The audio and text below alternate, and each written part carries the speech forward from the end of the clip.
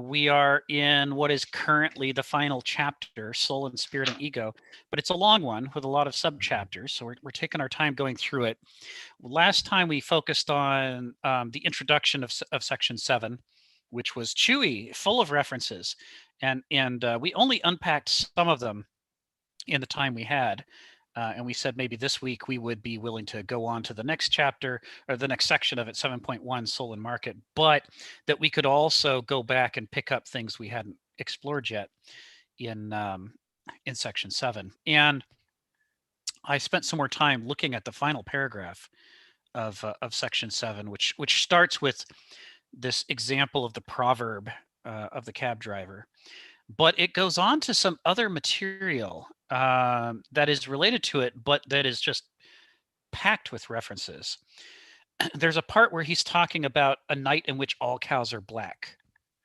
And he refers to Hegel describing Schelling's metaphysical monism that way. And that reference I chased down this morning. And it is it is a whole barrel of monkeys right there, let me tell you. That comes out of the preface, the famous preference of Hegel's Phenomenology of Geist, the Phenomenology of the Mind, where he, for anyone who might have forgotten, the preface was what he wrote last in that work.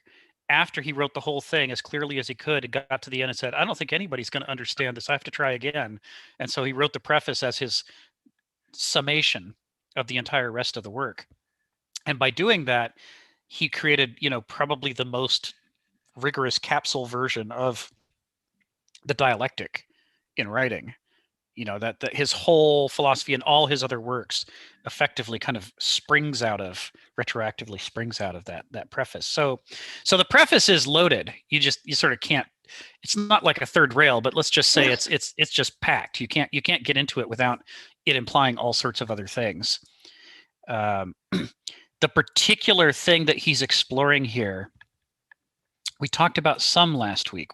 You remember last week we talked about thought-terminating cliches, and how many things sound like proverbs or wisdom or truisms until you realize that instead of driving us to ask questions, they're driving us to stop asking questions and to just they're the place where our curiosity dies.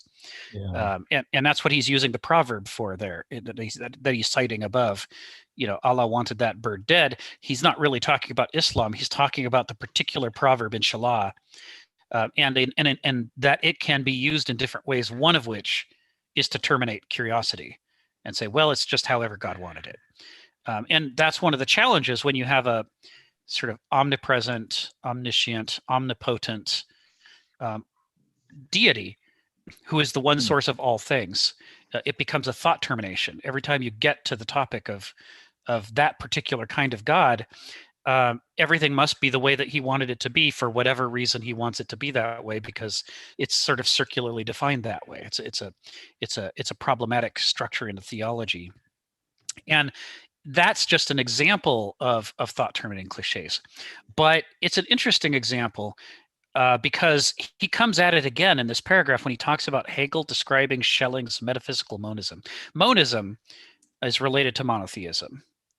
It is the assertion that all things are one, and not just that they're all related and deeply interconnected, but they're literally one, and that any perception of differences is an illusion. And more than a few philosophers have trod down that path, and every time they do, they end up in that same place of thought-terminating cliches. Just the whole thing becomes a circle pointing back to I don't have to think about things because everything's one. The end. What more could be said? So what that sentence, when he talks about a night in which all cows are black, and that's Hegel's description of Schelling's metaphysical monism, there's a number of things to know about this. One is that Schelling and Hegel broke. Their friendship ended when Schelling read that phrase from Hegel. This was a huge explosion in the relationships between these philosophers. And Hegel later said that, well, he didn't mean that Schelling's philosophy did that. He meant that followers of Schelling had misunderstood Schelling's philosophy in such a way as to turn it into that kind of monism. But Schelling evidently disagreed and felt that actually that was what his philosophy stood for, and that shouldn't be the consequence, and that therefore he was even more insulted, and that was it. Their friendship was over. So it turns out Hegel was, whether he knew it or not, was essentially saying that Schelling was guilty of the same flaw of by being a monist, by saying all things are one, he was destroying the capacity to engage in philosophy. He was destroying our capacity for curiosity by making the entire system of reality boil down to a single thought terminating cliche. That you don't need to think about anything because everything's just one thing. There's no differences to be made. And so in the preface of the Phenomenology of Geist, Hegel spent some time on this problem. So even when it's not as extreme as straight out monism, there are a lot of ways in philosophy in which things can be expressed in a thought term and cliche that may not be obvious, but that you just find yourself coming back to a difficulty of contrasting and comparing things because your philosophy is reducing them down to the same thing. The inability to make the distinctions that illuminate the world for us is a crippling flaw in a philosophical system, especially in an epistemological system that's supposed to teach us how to learn what's true and what's not, and how to relate to our own ideas of what we think is true. What we want, says Hegel, is we want models for the world and for ourselves and for thought that make the essential distinctions to allow us to discriminate between the things that matter. The hazard is that our language or our thought or our philosophical system will be constructed in such a way that things that matter, that we need to be able to distinguish from each other, have been melted into each other and now appear to be just one thing. Mm-hmm. So even though he's talking in that, he uses Schelling stuff as an example there, I'd like to bring it back to the whole system of Hegel and thought. Gnosis and noesis, Begriff and Verstand and Vernunft, these are incredibly important distinctions in the kinds of things we do when we think. But in English, they can't be expressed at all. We don't have any of these words, and we don't have any of these concepts that we are doing two different things. When we draw cartoons of people thinking, it's always a single thought balloon. We never have two or three thought balloons that are at war with each other and have hostile, antagonistic, or interpretations of the world. Likewise, we don't do thought balloons for cartoon characters where one of them is thinking in a Begriff mode and one is thinking in a Verstand mode. And that's the reason why they misunderstand each other consistently and misunderstand the world. We treat either thinking as exactly the same thing for everybody, it's all the same, a monist fallacy, right? A night in which all cows are black, or we treat it as completely individualistic and we're all different and we're all precious, butterflies and snowflakes, and as a result, again, monism. It's the opposite, but it's still monism because it says there's no reason to do comparisons because no two people are the same, so there's no meaningful pattern to be discerned, so why bother? It's another thought terminating cliche that we're all individuals. And I always come back to Monty Python and the Life of Brian, which is a hilarious comedy about the ways attempts to save people go wrong. When Brian has finally got the attention of a crowd of people who are listening to what he says, and he's saying, "You don't have to follow me. You don't have to follow anybody. You're all individuals." And as one, the whole crowd cries out, "Right, we're all individuals." And he gets this disgusted look on his face, like, "Well, that backfired." And meanwhile, in the back of the crowd, somebody pipes up and says, "I'm not." Not an individual, says the one individual in the crowd. Anyway, Phil, you got your hand up. Go ahead. Yeah, I thought about this in a different way. I often thought, like, why is 2 a prime number? Shouldn't it be 1? So that was an interesting question. I thought, like. And then when I thought about that further, I said, well, why would 2 be the prime number? Why not 3? So in a funny way, like 1, I guess in mathematics, even David Hilbert assume 1 is, and then you have 2, I suppose. I think that 2 becomes a problem too, because 2 becomes polemical, right? You have the opposites arguing against each other. And only 3, in a way, begins to create a kind of triangular relationship. that in a sense could produce multiples in a funny way, you know? And I'm thinking that in some kind of way, I think primitive people might have counting on a very primitive level, 1, 2, 3, and many. You know, it's kind of interesting how they didn't start, you know, 1, 2, 3, and then 4, 5, 6, 7, 8, 9, 10, and go on. And you know, and I remember when my nephew was quite young, he asked me, like, is infinity a number or is it a concept? And I thought that was really deep for a kid. It is. And you know, and because like if infinity was a number, then in a sense, well, what is infinity plus one? I mean, I mean, I mean, that becomes a problem, right? Because in a sense, uh, that means infinity would be bounded in the limited. But then in a sense, like, what would calculus be if it was just simply a concept rather than a number that you could derive from? You know, I mean, it's like, so that, I mean, that it produces some interesting paradoxes which arise from there. And, you know, and I thought, well, you know, in drama, it's kind of interesting because it sort of started out with just people singing in the campfire, group singing. And that became, in a sense, like the paradigm of the Greek chorus. And then there was one who separated from the group, I guess the hero, The who protagonist. sort of like was in some sense a tension there. But it didn't really become theater until there was at least three, because then the two characters start arguing with each other or whatever, and then the chorus would just start humming and the approval. I mean, so many things seem to be 1, 2, and 3, and I think maybe we should have switched 3 to be the primary number because, and I'll bring that back to like how you say that goddess has been sub- subordinated because that begins to introduce 3, and you know that becomes madness because she'll produce more and more and it's going to be out of control. So in a funny way, there's so many ways. And so 2, I mean, I do respect 2, but like, why did it stop there? I mean, which is Yeah. sort of interesting.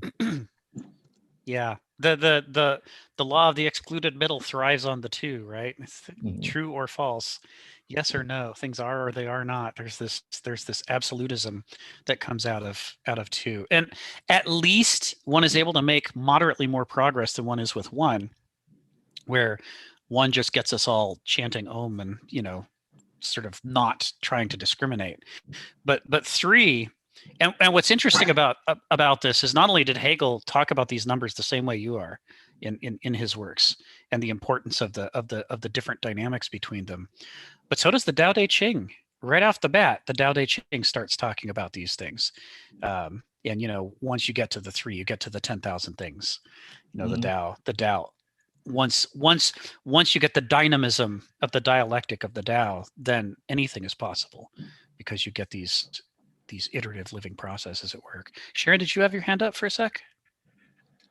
No, I'll just try to understand. I'm a little lost, but I'm trying. Sure. Well, we're starting out a little abstruse. So what I'm trying to do is and it'll take a little while today to do this, but I'm trying to unpack that final paragraph right before the start of 7.1 and say, what on earth is he talking about? So Kenneth Smith is talking about Hegel talking about a problem. And the problem is when you're designing a philosophical system, you have to try to avoid designing it in such a way that it just circles back in upon itself in a finite way. And the most extreme case of a system that fails to dilate us to understand the world and instead turns us back into a little circle looking in on ourselves is monism. Anytime we start talking about all things are one, if we're not careful, if we aren't more specific than that, it can turn into a thought defeating cliche. where it's like, okay, well, then I'll stop asking. So why there's nothing more to see here. It's the end of curiosity. And that's why he talks about a night in which all cows are black. So he's saying if the abstractions that you adopt, if the models you adopt erase all the important distinctions between things, you lose your ability to distinguish one thing from another. And if you can't distinguish them from another, one thing from another, not only can't you separate them mentally, you can't even effectively connect them mentally, because all the things, the important things that make them connect to each other have also been rendered invisible. It's the night in which all cows are black. So, you know, he's talking about the importance of designing your philosophical system in such a way that it captures the essential differences and similarities between things. What are the elements of these things that are the most important to understand in order to tell when things are the same, when they're different, or when they're a little bit of both, you know?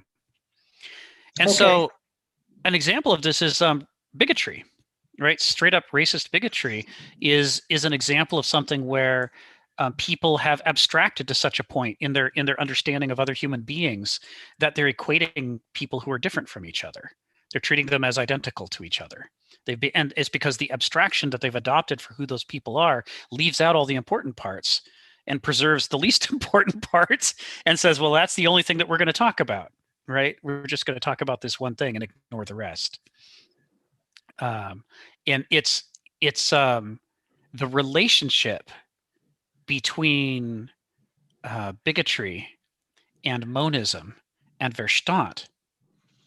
Once we have Hegel to lay out how Verstand works, we can see that these are part of a system of thought. They're related to each other. So once we start indulging in the ego's desire to make grand, sweeping generalizations about the cosmos by ignoring all the details, by pushing them into the background and just selecting a few abstract details and saying these are what matter, the moment we start to fall into that, there's a temptation to take it further and further and apply it to everything. Because it feels powerful. The ego loves the feeling of, wow, I just described all people. All people are X. Boom. Wow. I must be really smart. I just described 7 billion people. It's like, but Hegel says, but the warning is, yes, but you described them badly. You left out all the parts that mattered. You described them abstractly. And that's why he says to abstract is to be in error. That statement is directly related to this critique he's making here. It's the reason that abstracting puts you in a position of error is that it creates a night in which all cows are black, in which the distinctions between things have been suppressed, and we're not left with enough tangible, concrete, rich, gnostic information about the world to see how it really works. And of course, as Plato warns us, once you're in the dark, you can project almost anything onto the wall of the cave, whatever you sort of want to see there. So that's what he's talking about here. Okay, thank you. And that's why it's here. That's why it follows on his discussion of Darwinism, and why it follows on the discussion of this proverb, this particular use of inshallah, is that he's saying there is this danger in trying to explain the world in ways that feel all encompassing, but they feel all encompassing specifically in a way that saps all the rich detail out of life, all the meaning, all the value. And this is why Hegel then went after Kant the way he did, because Kant deliberately, in his Critique of Pure Reason, from the first edition to the second, he deliberately edited out every appeal to traditional values or to emotion or to the unconscious or tradition itself, and said, if ethics can't stand on its own as 100% purely rational, then it doesn't deserve to exist. And that he thought he was smart enough that he could make a system of morality and ethics in which all those other elements had been purged from it. And he was proud of what he was doing. And it was hard to do what he did. And generations of thinkers read his work afterwards and tried to follow in his footsteps and adopted that idea that it was critically important that they too learn how to do that. And what they were all practicing was Verstand, turned up to 11, as extreme and abstract a form of reasoning as they could, divorced from the messiness of the unconscious and feelings and human relationships and history and tradition. But in divorcing themselves of that, they were falling into this very error that Hegel's talking about, which is why he talks so long about, why he spends so much time talking about Verstand. Says this is the deified form of thought of the modern era, and it needs to be critiqued so that we can understand the hazards that we're creating. Well, so that's where this closing sentence comes in.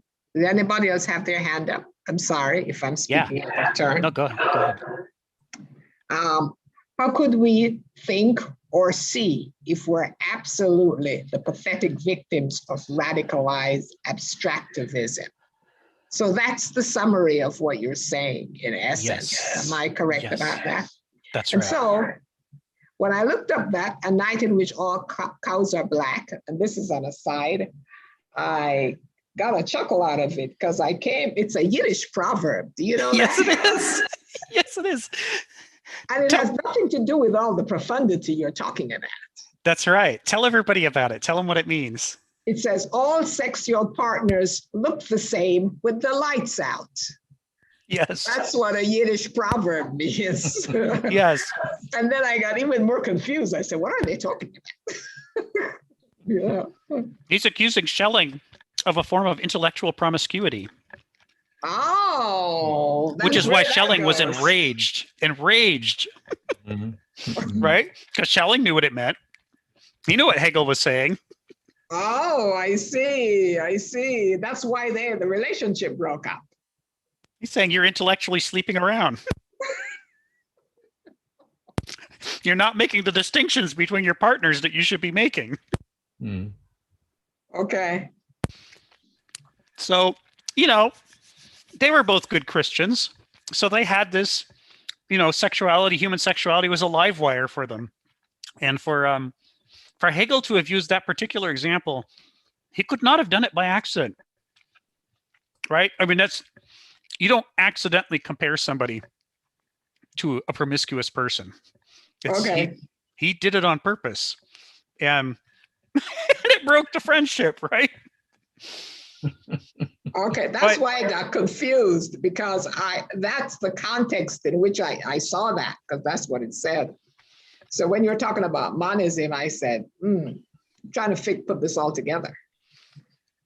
Yeah, the paradox that Hegel is unpacking here is the idea that one's fidelity to a single ideology that seems to explain everything creates a monoperspectivalism that makes one blind to the important distinctions between things, and then turns one, therefore, into someone who cannot be trusted to be faithful to the things that matter.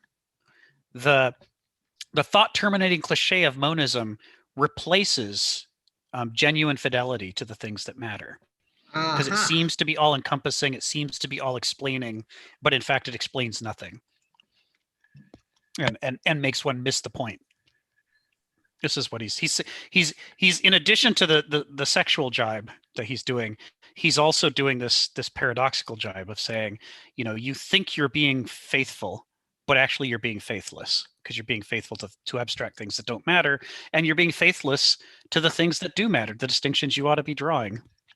So, all the issues of morality and ethics, but also issues of epistemology and human society and all that. He's saying you got everything wrong, and you're going to keep getting everything wrong as long as you're a monist. So it was I mean, I have to wonder when Hegel protested and said, "Oh no, I was just describing some of your followers who misunderstood what you were saying." I have to wonder if he wasn't being a little, tongue in cheek. Or even disingenuous, and afterwards feeling embarrassed that he wrote something so directly attacking the things that Schelling cared the most about. He's like, I didn't really mean you. I was talking about all those other people, but Schelling wasn't fooled. he knew that this was the worst, most painful criticism that could have been directed his way. Joseph, go ahead.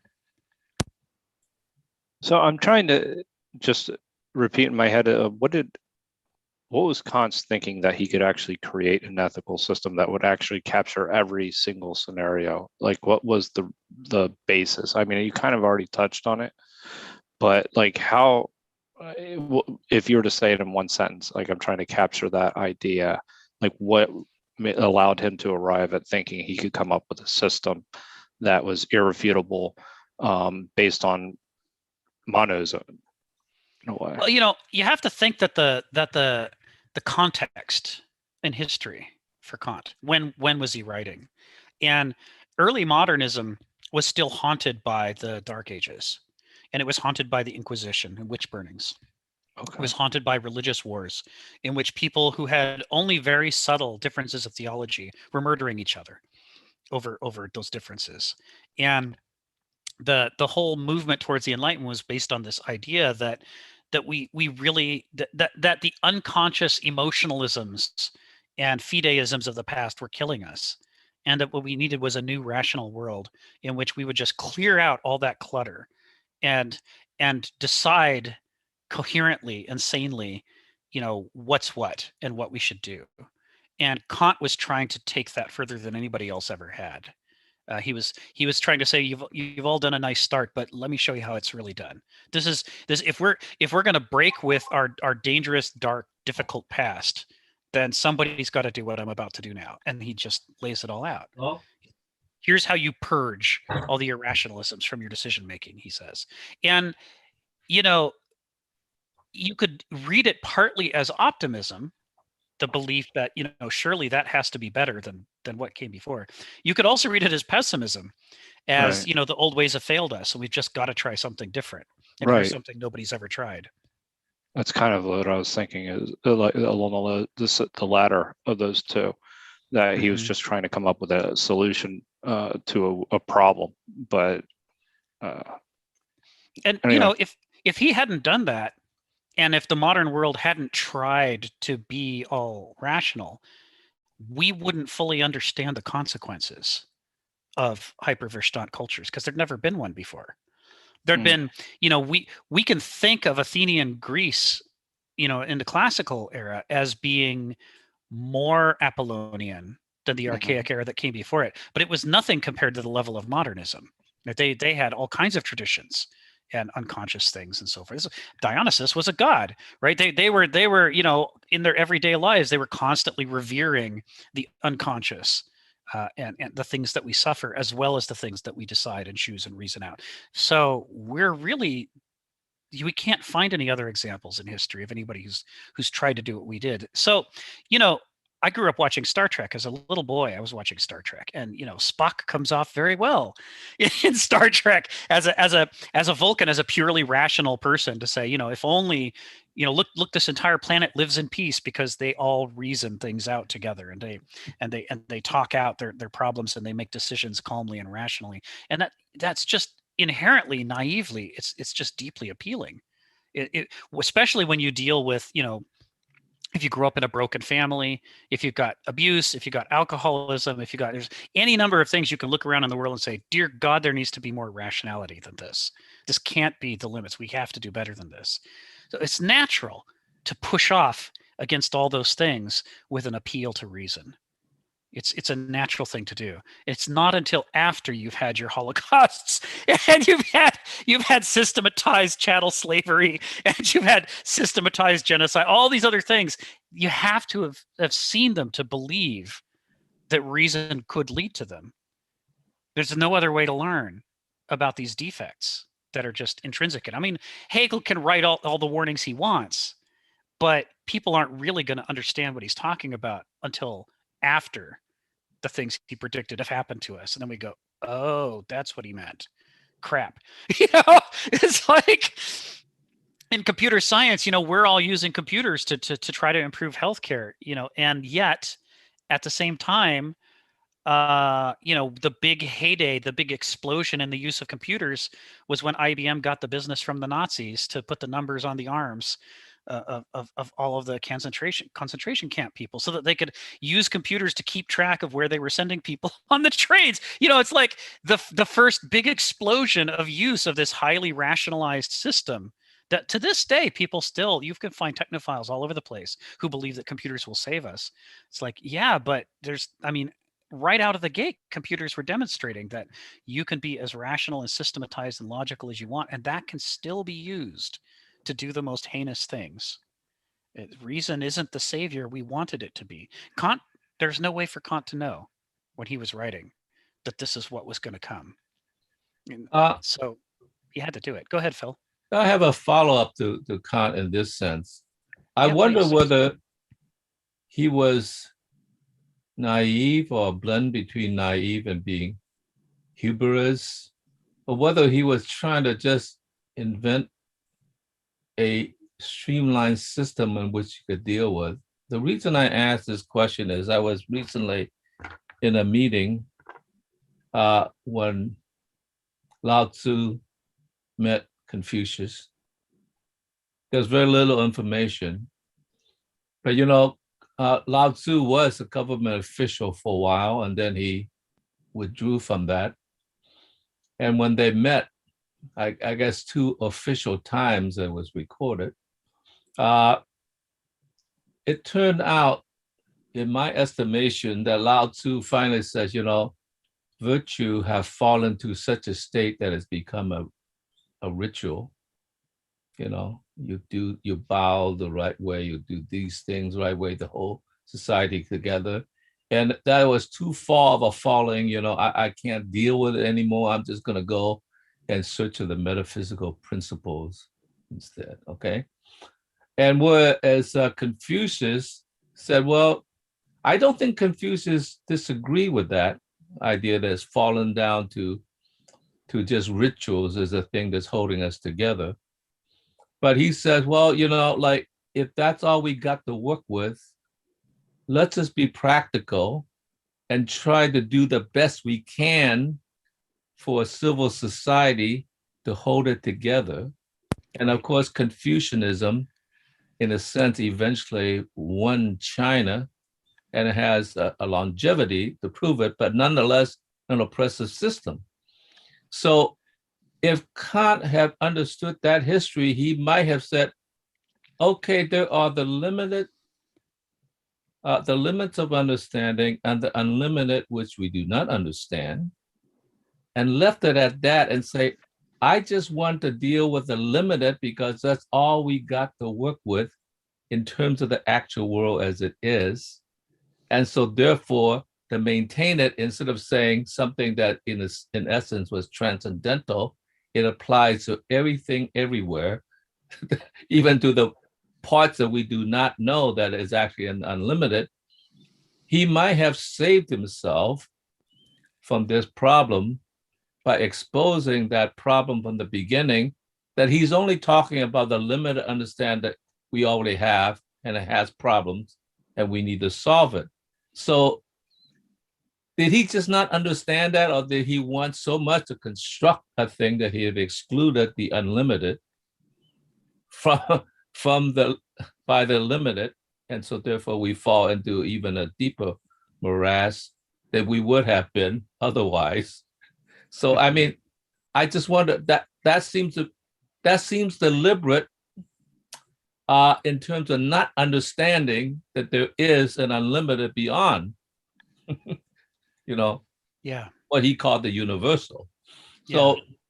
So I just wonder whether that was willful or what that was just a kind of limitation that he didn't want to perceive, or he nonetheless wanted to perceive because for the sake of efficiency, so he needed a cover up to make it sort of more acceptable in a limited world. So that's a kind of important question. I just wonder, Well, it could. Kant's position in the history of philosophy is so interesting because, on the one hand, there are the problems that have followed from what it has developed into, but on the other hand, the positive things that have developed in reaction against Kantianism probably never could have been expressed so clearly without Kantianism there embodying Verstand as so precisely, so rigorously.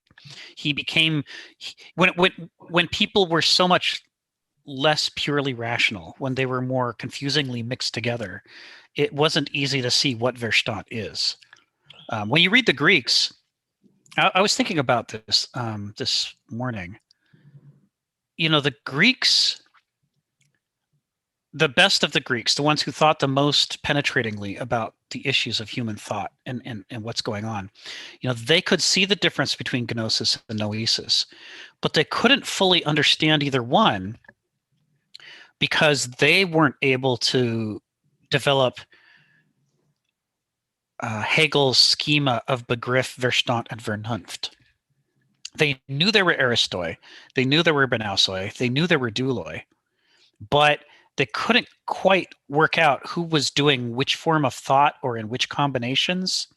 And as a result, it left them wide open to sophists coming in and pretending to be Aristoi. They couldn't tell at first that sophistry wasn't heuristic thinking.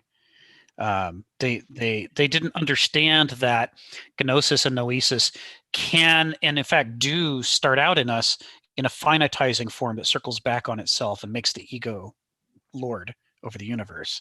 They couldn't quite see that because they were too close to it. But Hegel, looking back, 1,000 years or more, 1,500 years, almost 2,000 years, he had the time and the distance to be able to look at gnosis and noesis and say, okay, so they can show up in us in naive finitizing forms or in a more sophisticated infinitizing form. And that the difference between those two in each case is so profound as to manifest as a different personality type. Could I disagree briefly in this sense? Please. I recently discovered this guy named Anaxagoras. Yes. I was looking for the proof that I knew existed that the Greeks mathematically invented the sun-centered universe. It wasn't Copernicus. Okay, so I found him out, but he was instrumental in producing a certain thought that was not followed up. And Anaxagoras was the one of the principal speakers for the Pythagorean school. And Pythagoras was very important in terms of understanding mathematics and divisions and all that kind of stuff, that allows you to understand the physical world, particularly harmonies or how the proportions are. And Anaxagoras had a notion that was a missed opportunity to me that wasn't picked up enough by Plato, because Anaxagoras was a contemporary of actually Socrates. So it was available. And he said the world was made of 4 elements, of course, earth, water, air, fire. Okay, so that's a Greek idea. But he said also space and time. But in addition, he said there's a very important part. There was the limited world and the unlimited, and that they integrate and create a sort of a jigsaw puzzle that fit together nicely. And he says the limited is something that we mathematically understand because we understand proportions and so forth and musical stuff and all that. But there is the unlimited that we have not figured out in terms of what mathematics was, so therefore we do not understand it. And so he said that is also important. And the unlimited is not only outside, because the city walls, you would say, but also inside, because inside there's also patches of the unlimited fitting together with the limited. And so if Plato had picked that up, or Aristotle had picked that up, the whole history might have been different, because we would not be talking about, like just the known world as the universal, but it would have been like, oh, that's part of the universal, the limited part, right? So I just wonder whether that was not a potential that's there. He doesn't talk about the spiritual and all that, but Pythagoreans are kind of spiritual oriented. That's right. Well. So I just wonder if that couldn't have been recuperated rather than just sort of this more simplified idea of, the two. So that was great missed opportunity that was like 2,500 years ago rather than Right. whatever. I just Right. wonder. Well, you're so right. I mean, one of the things that the Arabs and Persian scientists in the Middle Ages were to teach us is that the great challenge for us of the Greeks is that they were wrong as often as they were right, because they were over relying on reason, and they weren't relying enough on measurement and testing against reality. And in the absence of testing against reality, then whoever won in a debate between opposing views was whoever was persuasive. There's too much of a role for charisma and rhetoric in the ancient Greek culture of inquiry, and that's what allowed the sophists to rise to power. Is that they could make any old claim, but as long as they said it well, in a populist way, it would catch on and displace a better idea. So yeah, it's one of the things that makes it challenging to generalize about the Greeks, is that they're so full of interesting ideas, but distinguishing the wheat from the chaff wasn't something they were able to do very well. And as long as we meet them in their own terms, we have the same problem. Right? So if we strictly follow the Platonic idea of let's have a dialogue and let's see who's persuasive and coherent and wins the dialogue, then we come out at the end. It could be anything. Of that selection of ideas, we might seize on any of them as long as it was well put. So yeah, there's so much good stuff in the Greeks. It's just mixed in with all the other stuff. So yeah, Anaxagoras, the pre-Socratics. This was one of the observations of Nietzsche when he was writing his little book Philosophy in the Tragic Age of the Greeks. He said that before Socrates, or at least let's say before Plato, there were bolder philosophical thinkers who were less afraid to say radical things.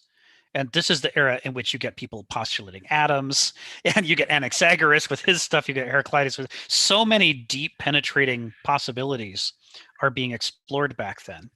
But once they hit upon this idea that ideas all have to be presented coherently and logically, and they have to make sense and so forth, they start to get more and more timid because they don't want to say something they can't prove logically. And so you get more and more people just sort of inching a little bit along, and then eventually it dissolves into the Hellenistic era, where they're like, well, let's not even do that. Let's just record what other people have said, and we'll just build a big library. Which, on the one hand, libraries, yay. But on the other hand, the sense that I don't need to write any books because there's already plenty of books out there. I just need to become an expert who studies other people's things. And what will make me great is that I can tell you what different people thought. This sort of academicism as a culture instead of direct philosophical inquiry. So okay, so that was why I sort of thought we should dig into that a little bit. This idea of if we go back to these sentences that before 7.1, you see that there's a phrase here where he talks about the triumph of indifferentization or radicalized abstractivism, the equivalent of Banausic logic's A equals A and A is not A. A night in which all cows are black, as Hegel described Schelling's metaphysical monism.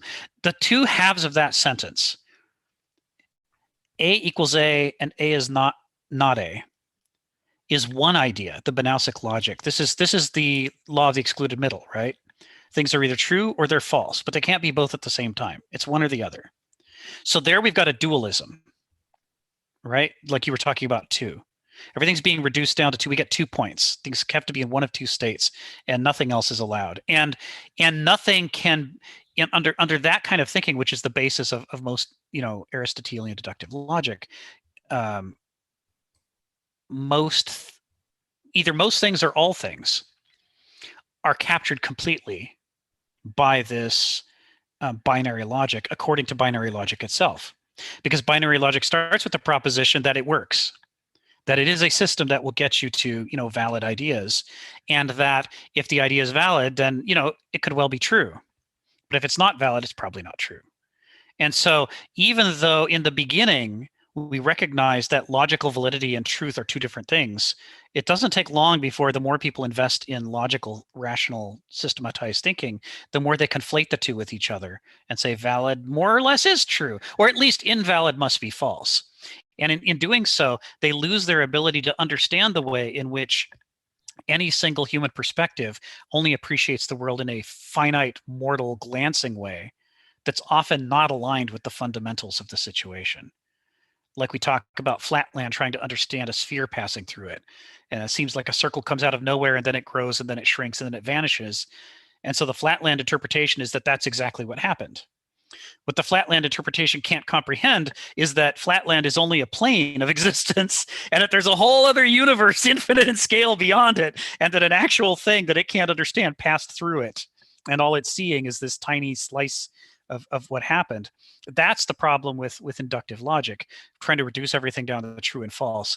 It's failing to understand that even if some particular situation in the cosmos could be reduced to true or false, the premises that we began with laid out a flatland in which that flatland is almost never going to be aligned correctly with the true or false of the cosmos, even if there was a true or false there to be had. And most of the time, reality is far more complicated than binary truths or false. Yeah. So it misses all that. So on the one hand, he's talking about dualism, but then in the second half of the sentence, he's talking about monism. So which is it? Why is he putting these things together? He's bringing in Hegel's criticism that says that dualism at first seems to be a big improvement over monism. And it can feel infinitizing in its own terms because it's focused on how much it is rejected of monism and how much more expressive it is. Once you start talking about true and false and logic and so forth, you can build a whole system of representation of the world that's not possible as long as you just sit there, chanting all is one is all. You escape the trap of monism and think that now you're free, but in fact, dualism imposes every bit as warped a perspective in its own way as monism does. So that in the end, monism and dualism both fall in, even though they see each other as opposites, they actually both fall into the same category of being too abstract, not paying enough attention to concrete experience, too focused on one's own logic, one's own systems of thought. And that's why he's sort of linking it at the beginning of the sentence to indifferentization and radicalized abstractivism. He's saying not only are there all kinds of different schools of thought that all argue with each other and all think they're different from each other, but that are actually symptoms of monism or dualism. But even monism and dualism themselves are symptoms of this larger problem that Hegel's basically writing about for his entire career, trying to talk about the ways in which Verstand warps the world. And it can warp it in myriad ways so that you can think that you have this amazing academic freedom because you all have these different ideas and you're all arguing and you're publishing in journals and you have vigorous debate. And so surely we must be grappling with the truth. And yet the whole time, all of it's abstract. And so none of it's grappling with the truth. It's grappling with models of the truth that it's confusing with the truth. So anyway, I may be belaboring this too much, but I'm trying to put together what this is all doing here. Why this is the paragraph that he says, from here, I can now write the entire rest of the essay. This is setting up the struggles that we're now going to explore concretely in different problems, one after another, for the rest of the essay. He's like, this is the overall thing. And that's why, after the sentence that that Sharon quoted earlier, which was a nice summation, the next to last sentence, he then says, these issues shade off, of course, into matters of Heraclitean, Hegelian, Kierkegaardian psyche and spirit. That is soul and spirit. That is gnosis and noesis, in part. The transfinite powers in those who took proper care to culture and illuminate what they naturally and culturally inherited. So again, he's talking about the basal metabolism of the mind. He's saying all these things seem to be talking about something else, but when you dig beneath the surface, you realize that they're all just expressions of the basal metabolism of the mind being used without recognizing what it's doing to itself and how it's changing its understanding of the world by starting from the assumptions that it starts from. So, have I talked that part to death? Could I ask you a question though? Sure, I Phil mean, and then Sharon. Have not studied this to the depth of degree that we are doing now, myself, as you have. I wonder how it is that at some point I understood this to make a work of art, stressing this, because I went back last week, I discussed how I actually made a work of art that stated this right away, that in the fallen angel, the bottom part was an equivalent, not equivalent, but an identity sign that in a sense, and I checked to make sure it was an identity sign, not a equivalent sign. And I said I had no problem with equivalencies, but identities that we have, our culture have moved to the point that the identities have become so pronounced that in a sense it have obscured the fallen angels. I mean, so I am mystified how I understood this in an intuitive way, even though I would not have studied with you or could have articulated in this particular way. So Yeah. how did that happen? I'll tell you how it happened.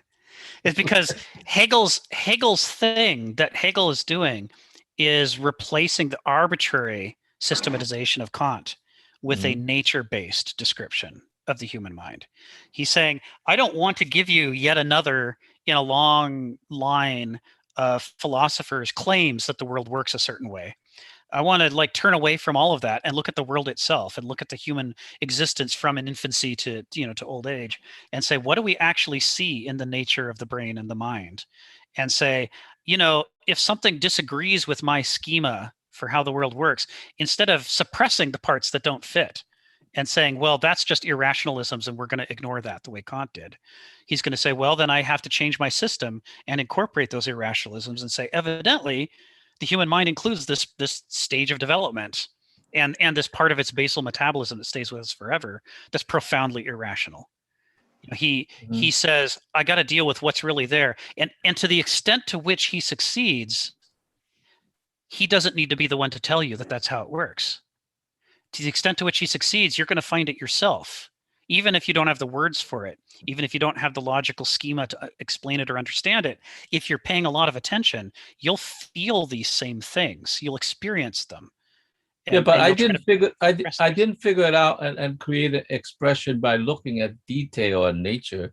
It was an abstraction in itself. That the fallen angel was an abstraction itself.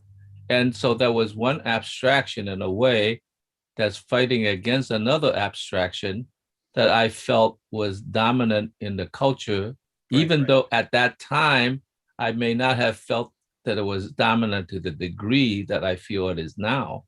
So and it was when you look at that picture, it's a very clear expression of that, clearer than I imagined at that point. Yeah. So, yet it's like, how did that happen? I mean, I don't want to say that I'm some kind of mystical prophet and it's like, oh, I understood something.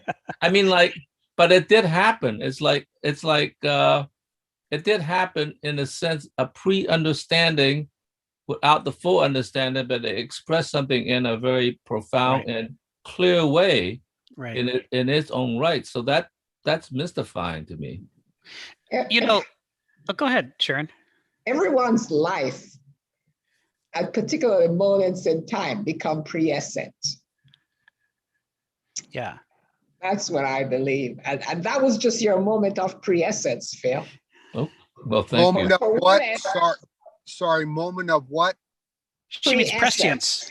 Prescience. Prescience. Oh, prescience. Okay. Yes. All right. In women, we call it intuition. Intuition. Correct. Yes. I did not really, maybe it's because I came late and maybe there's a topic and maybe it doesn't seem like the topic's kind of loose, but I didn't really understand fully what he was saying about the fallen angels, and maybe he was speaking symbolically. Right. I can help you with that. Is there maybe he could, if he thinks it would help, he could put it kind of in a nutshell or kind of elaborate? Sure. He's an artist, and he's been working for years in developing a certain approach to his art, a certain style, his art, illustrating a certain kind of subject. And he's trying to show things that are very hard to show. And he's come up with this metaphor of the fallen angel to explain the human condition. Am I with you so far, Phil? Oh, okay. So if I may, a fallen angel, an angel is, there's glory and there's freedom, because an angel would be on a higher plane where there's higher truth, and the fallen is where there would be a loss of,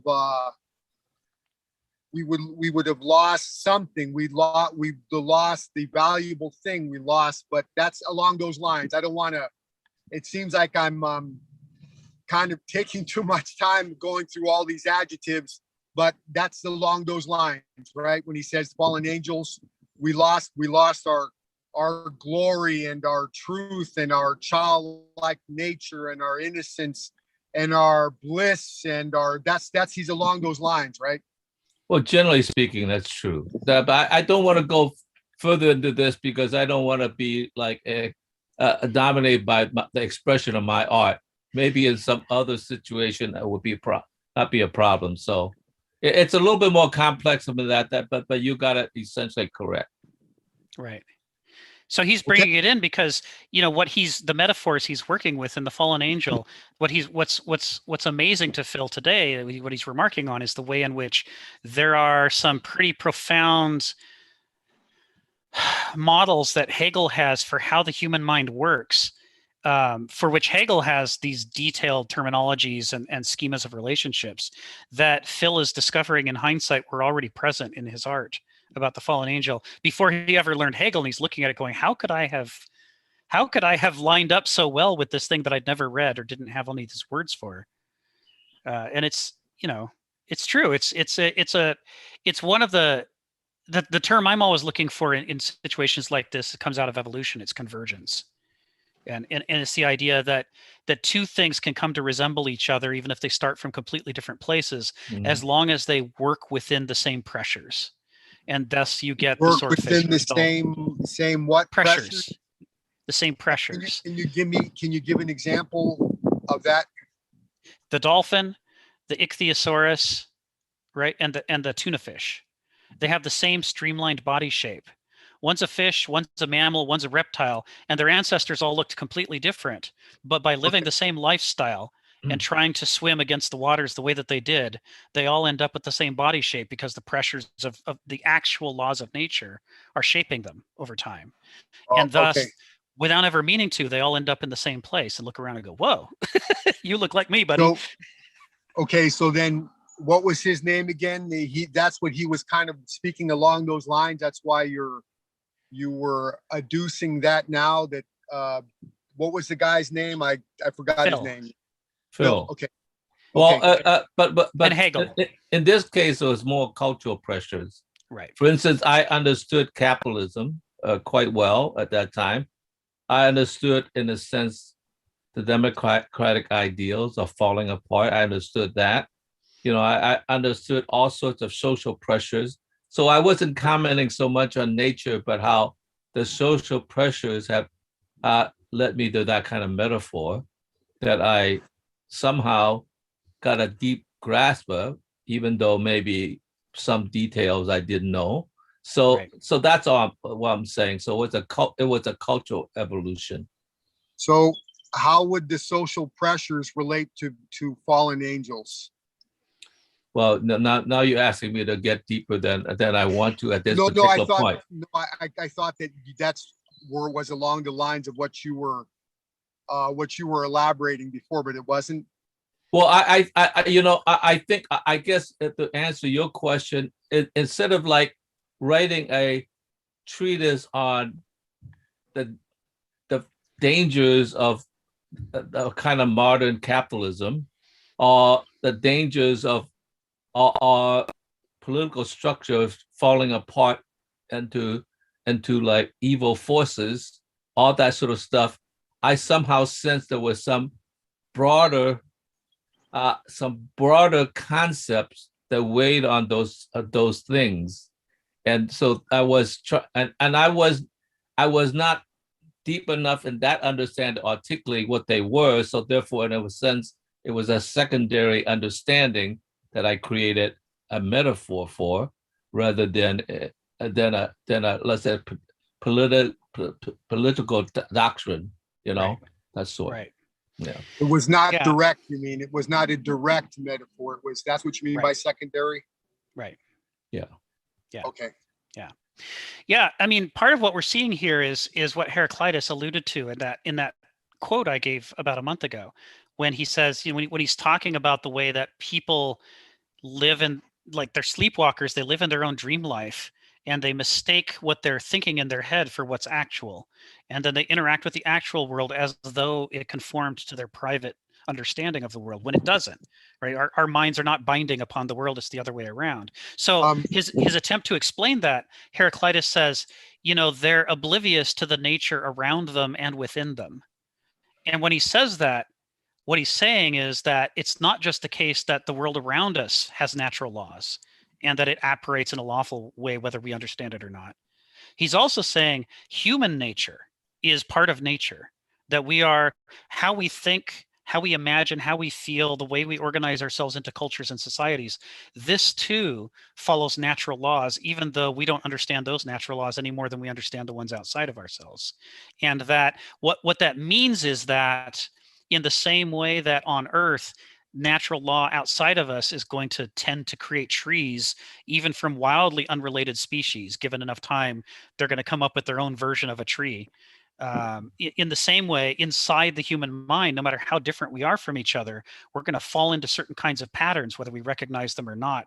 And that's going to cause our interactions to create certain kinds of cultures, and thus a certain kind of history. So he has this one sentence, right? And then some other supporting sentence, but really only one sentence that says inside us is just as lawful according to nature as outside of us is. And Hegel reads that sentence and it blows his mind. And he develops his entire philosophy out of that. And he says it. He says, there's not a single proposition of Heraclitus's that I haven't made a central tenet of my philosophy. So then what would be then, if you don't mind, what would be then your interpretation of the law? How's it go? Heraclitus is statement, the law is what was the statement again? He says people are oblivious to. I didn't read Heraclitus. Go ahead. Sure. Heraclitus talks about people behaving like sleepwalkers. He says, Okay. we look right at the world and we don't see it for what it is. We're distracted by what we think the world is. We fail to understand what's in front of us because of our attachment to our own models of the world. And his attempt to sum that up. Beliefs.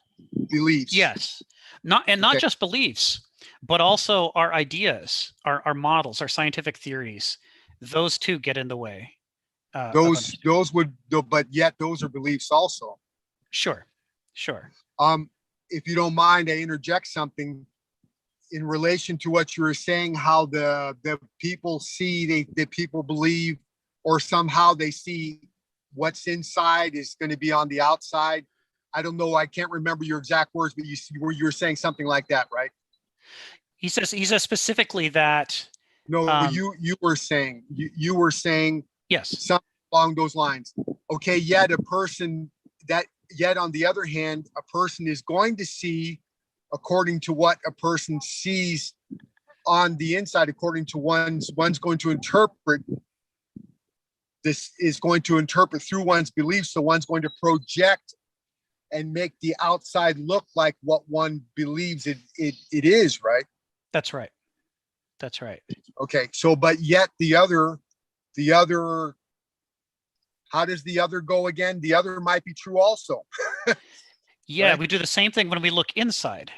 When we look inside, we project a similar bubble of who we think we are inside and how we think we work inside. And that too prevents us from seeing the lawful nature inside of us. Oh, it prevents us from seeing ourselves, who we our essence, who we truly are. Right. Okay. Right. That we've got filters both directions. And the challenge for us as human beings is that nature is lawful and it follows its own laws, whether they agree with our filters or not. And that we when we're willing to wrestle with that problem, we usually wrestle with it outside ourselves. That's what our science is focused on, you know, the laws of motion, the laws of chemistry, the laws of biology. We Oh, look outside ourselves and we try to use that to help defeat these filters and to try to see past them. there. So that's looking in the wrong place. We should be looking inside. That we have the We're same looking too problem much to inside. the outside. We're looking too Yeah. much. Yeah. Okay. Okay. Yeah. So here's Heraclitus saying it 2,500 years ago, but then for a long time, nobody develops his ideas any further until Hegel comes along and says, whoa, what are these laws of human character and thought? And how could they work? And that's what his whole philosophy is about, is trying to build on this sentence of Heraclitus's and trying to come up with a coherent, understandable model of how human thought works. And because of human thought, how does human character work? How does human culture work? How does human history work? All of his stuff is just telescoping out from this idea that there's these laws at work inside of ourselves. And he has to figure out what they are and that we should be looking. So, Yeah. Honestly, I haven't.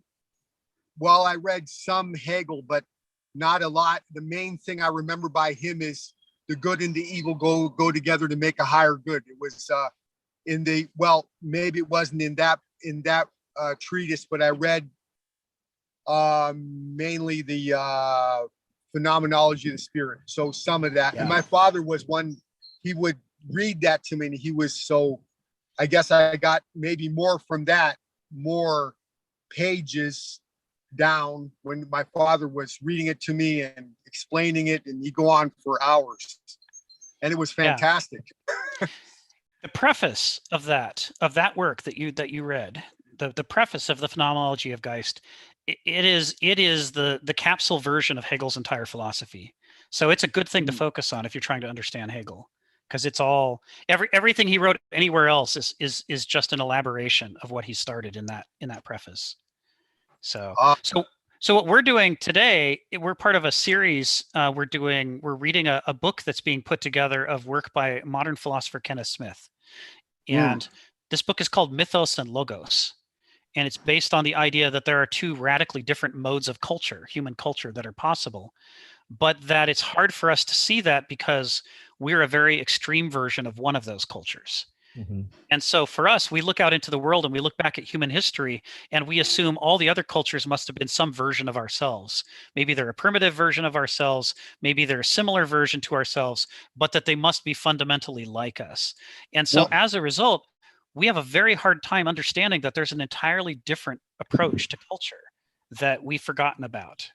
Okay, one cannot see, or at least generally, there are a few people that can see, how can we say, accept there could be something different from themselves, or not look out and unconsciously. Right. Looking out unconsciously, one sees only oneself. Right. Okay. And you know, the modern world prides itself on seeing the world objectively. We believe we're the most objective civilization that ever existed. We think we see things the way they truly are. And as a result, it's a bitter pill for us to swallow, the idea that we might, in our own way, have the same kind of filter that's blocking us from seeing things the way they truly are. We really don't want that to be true. We want to believe everybody else had filters, but that we're seeing things true for the first time. And as a result, it's an enormous blind spot for us because we fight tooth and nail not to recognize the ways in which we're putting up our own filters. You know, I think I can see that people they won't look outside of their box. They won't open the window in a matter of speaking of their little house and look outside. Right. And they desperately protect that area inside their beliefs. Is it appropriate to ask why we think that is now? Why they so desperately, like you say, they won't look outside, or they won't consider anything other than is that appropriate to ask why we think that is? Yeah, this is the subject of this Oh, book oh, and good. of these talks. Okay. So Okay. we're like on week 25, I think, at this point. 26. We're on week 26. Oh, we're well, sort of- I'm on week 1. Yeah, yeah. Yeah. So we've been working our way through this book. We're in the final chapter now, and he's talking about these very issues. He's wrestling with them. So Is it all right to propose an idea why people they won't look out? They oh won't. yeah, Well, they even have the curtains drawn, don't they? In that little house, better analogy than the box, I guess. And they won't open they won't open the door and go outside.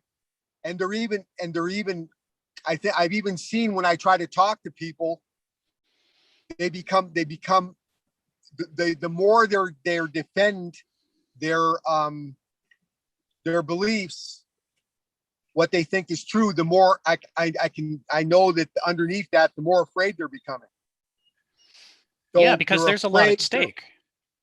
They're afraid to look out. There's a lot at stake. Elaborate that if you don't mind. Yeah, because what if they're wrong about really important things? What if all their life, some of the things that they thought where they were being good turn out to be bad, and they've been hurting people when they thought they were helping people? They don't want to know that, because then it would be catastrophic to their worldview to have to Okay. take in all those things. And just a moment, it's a real noisy vehicle going by here. I'm sitting in my car. So, all right. So they've established a ground on which they stand, and by considering what I was telling them, or by going outside, they have to give up the ground. And to them, without ground, they think they're going to fall forever. To speak Yeah. metaphorically, Yeah, they don't have ground to support them anymore. it's just too scary, right? It's what Kierkegaard called a leap of faith. To leave behind the caterpillar stage and move to the butterfly stage is terrifying if you know too much about your circumstances. All right. And then, but they're deceived, because as soon as a person lets go truly of a person has to have a higher understanding, if you will, right? Before a person can let go of the ground. But then there's other ground immediately. There's other ground on which to stand, if that makes sense. Yeah, Phil, But go I ahead. guess You got your hand up. Could I interject? Please I do. mean, one of the ways is that you have to be self-critical enough to open the way for the others. As an example, when I visited my doctor about half a year ago, the nurse, they has changed the environment a little bit, and she set up a little curtain for her to in a sense do her business with me. So I said, oh, so it's the curtains for me then. And she hesitated for a moment and said, and started laughing, and then I asked her, I bet you wouldn't dare say that to somebody else, right? Because they haven't opened the door to some kind of humor that allows you to enter into a dialogue. So sometimes it's that. So that was a willingness to say, I suppose she could have answered, yeah, it looks like maybe it is curtains for you, that sort of thing. Which is not a direct statement, but a metaphorical use of the language that opens the way. So I didn't understand completely the curtain. Sorry, the curtain. How's that go again? The curtain. She said. Well, the curtain this way in that particular situation meant that you draw the curtain, you close the play, it's over for you. I mean, that's the way I meant that metaphor. But in fact, it was really she was just drawing the curtain. So in that sense, there was a double meaning, and she hesitated for a moment. She thought that was seriously meaning like it's over for you. But then she realized I was joking, and that opened a pathway for her to be humorous back and started laughing. She wouldn't laugh if it was somebody else who was serious about that comment, right? Right. Okay. But it's what's that called? I I don't know the French pronunciation, double entendre or something, but a double entendre. Yeah. Yeah. Double Okay. entendre. Oui. Okay. Yeah, and that's kind of the situation that somebody finds themselves in when they're given an opportunity to pull back the curtain and look at things without their filter. It feels like it's curtains for them because their whole worldview is at stake. But what they don't understand is that beyond the curtain, their world doesn't end. It just opens up into new possibilities. And so the same thing that's a healing opportunity feels like something scary. And so in a sense, it's both things at the same time. And that's the challenge of trying to convince people to dilate their worldview, is that even though it might be good for them, it feels like it's to them like it's bad for them. You know, the beginning of the chrysalis is the end of the caterpillar. And what if the caterpillar doesn't want to change? One has to die to become greater. In a sense. To metamorphose. In a sense. Yeah. Okay. And this is relevant to Hegel because his metaphor for his dialectic, which is his central organizing principle of his whole philosophy, is the bud, the blossom, and the flower. And he says, you know, the emergence of the blossom is in some sense the dying away of the bud. You know, the bud was safe and protected and closed up against the winter. And everything about it was about protecting itself from the larger world. But the blossom abandons and destroys that protection. And in fact, opens itself to everything. It makes itself more vulnerable than it's ever been before. It is as vulnerable as the bud was protected. It's the opposite mode of life from the bud. And so in some sense, as Hegel says, the blossom really is the death of the bud. But at the exact same time, it's the next life stage. It's the fulfillment of the bud. It's why there are buds, is to become blossoms. And yet both things are true at the exact same time. It is both the death and the life of the bud. And he says this is why people struggle with these life changes, is that they're paradoxical. And it's very easy to get afraid and to get paralyzed and to hover when you should move on. You know, I read, okay, so let me know if it doesn't. It seems like it's relevant anyway. There's a book called A Course in Miracles, and it's pretty famous, so probably we heard of it. And he says in there, it's not necessary to have this reaction, the reaction of how, you know, the difficulty and the suffering, you know, to be able to grow. He said it's not necessary, but I'll just kind of present that and then see what happens. Yeah, this is one of the things that the ancient Greek concept of paideia and anthropoculture were all about. They were about this idea that your culture could make it easier for you to develop. It could encourage you and help reduce your fear and help you to see the possibilities that await you when you dilate. And if it did that, then you wouldn't dig in your heels so much and invest so much in the fear and the resistance of moving ahead. So then there's nobody there to counsel them or to teach them. They're kind of alone, and then they don't have that help, and that's in essence. Yeah. If instead of a culture, if you have an anti-culture, then the anti-culture is encouraging people not to grow and to stay in an infantilized juvenile state. You know, oh yeah. so, like the United States, right? It's or especially a communist country. They don't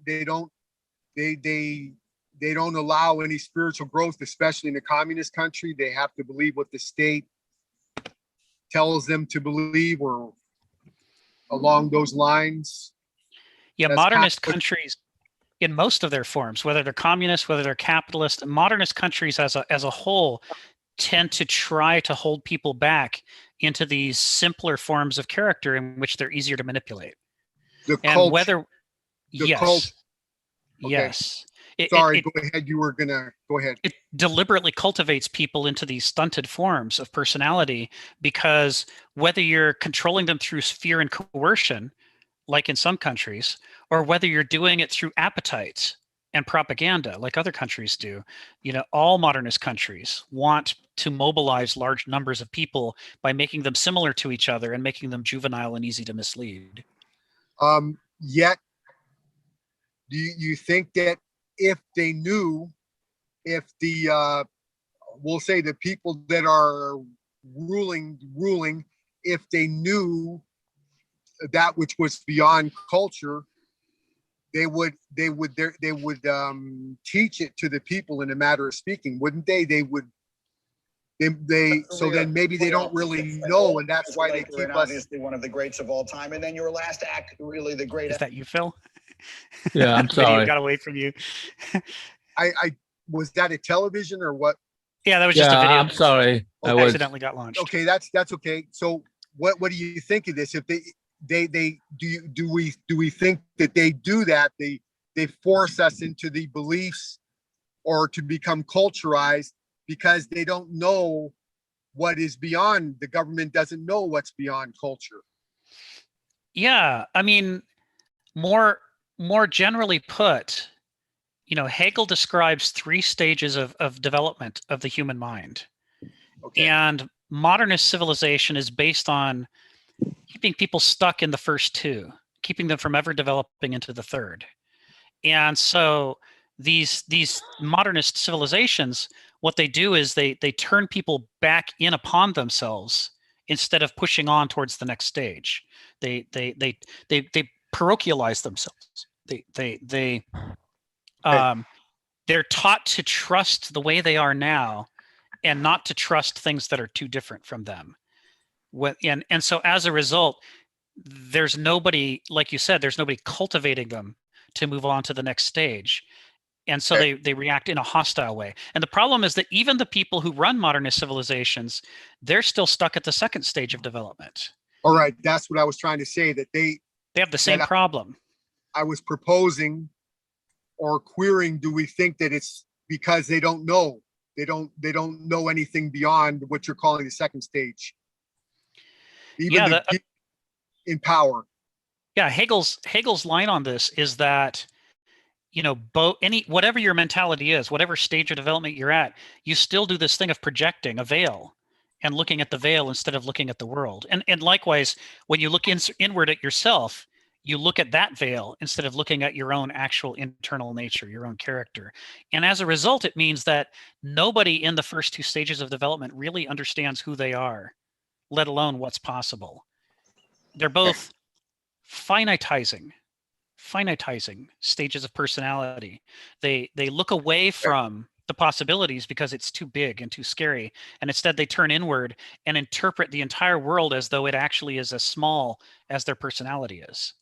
They say there can't be anything beyond what I understand because I'm completely objective, right? This is the modernist mantra is I'm scientific, I'm objective, I'm advanced, I see things the way they really are, and therefore there can't be anything else, because if there was, I would know about it. And that's how the second stage of development, instead of growing, turns back upon itself and says, I'm the end, there's nothing beyond me. Sorry, turns back in on itself and what? You say that again? And says there can't be anything beyond me. I must be the culmination of human development. They both turn back and finitize themselves.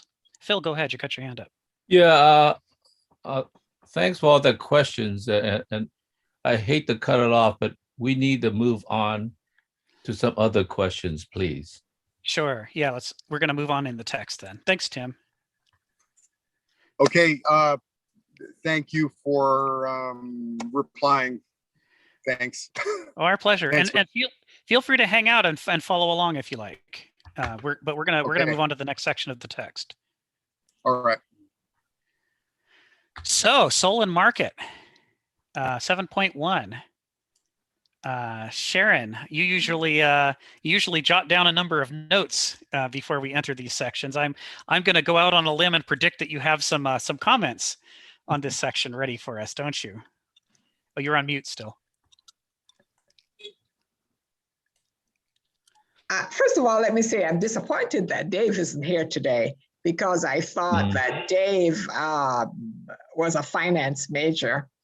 And soul and market, I thought, took me back to Darwinism in the first section that we read about. And my line of thought was that in his discussion of soul and market, I thought that the expectations of these entities, right, are not what he is expressing. Markets are not rational. I think they're psychological, very psychological. They are not rational at all. And if I want to go back to Darwinism, because last week you talked about the extrinsic nature of Darwin's observation about the beaks of the finch, and it didn't have any intrinsic nature to it. So I extrapolated it because when Darwin made his observation, it was supposed to be extrinsic. Markets and bartering and trading were set up, I think, to take advantage of the lack of information of the participants. Right. And we had people who gave thoughts on behavior of markets like Adam Smith and the Keynesian theory. And I was hoping that Dave would be here so he could kind of expound on that. Yeah, alas, we, I guess, I don't know why. My brain is telling me he might have mentioned that he wasn't going to be able to make it this week. But maybe next week he'll be back and he can bring his perspective to it before we move on to 7.2. So yeah, I share your regret. This would have been and you know, if Richard hadn't got the new job, if Richard had been able to be here, I bet he too would have had a lot to say about this section, because a lot of the things that he contributed in these discussions had to do with critiques of the market and how it works. And in fact, the sentences that stuck out to me, yeah, were the ones that said the market, like money itself, is a normative construct or regulatory a priori concept, and the rules for its imperative games include the relentless extinction of all other forms of norms, i.e., stringent regime of objectivity. Then he goes on to the next sentence. Science is, of course, the same culture to extinguish all cultures hitherto, just as capital is the form of property, deterministically bent on obliterating all forms of property. I thought that was the essence of the whole thing. And if we could discuss that, it would be good. Yes. Yeah, I agree. That's it in a nutshell. So it's going to take Okay. 1 second. So okay. would it be all right to ask then if she has an explanation how the market, she said that the markets were, I don't remember the exact words, but something along the lines of they're there to keep us in the dark. I can't remember her exact. Right. That the way that one makes a profit typically in the market is that one reveals some information, but not all the information. And only the person in control of the goods or of the schema of the system has all the information at their disposal. Right. And that allows them to create an excess value that they can siphon off to become the profit from the exchange. Those would be the insiders. Effectively, the idea that there's insiders and outsiders. Well, Okay. well, it seems to me like, you know, the liberal movement was a twin movement, supposedly, the liberation of ideas and the liberation of the market. And so that was actually a liberation of the landed gentry or the middle class. Right. At that time, certainly the upper middle class. So I had a question that I asked, maybe of this session or some other meetup, that during the oath of the tennis court, when they were debating over the delegates about who would represent in the new constitution, I asked a question: how many people at the tennis courts represented people from the Bastille who also revolted against the aristocracy. And I said, I didn't know, but I would dare say that there were very few, or possibly none, Yeah. because they were already excluded because they didn't own property. Our own Right. Constitution, remember, the people who could vote were the landed gentry at Yes. first, not even all whites, and certainly not the women. And of course, we know that blacks couldn't vote.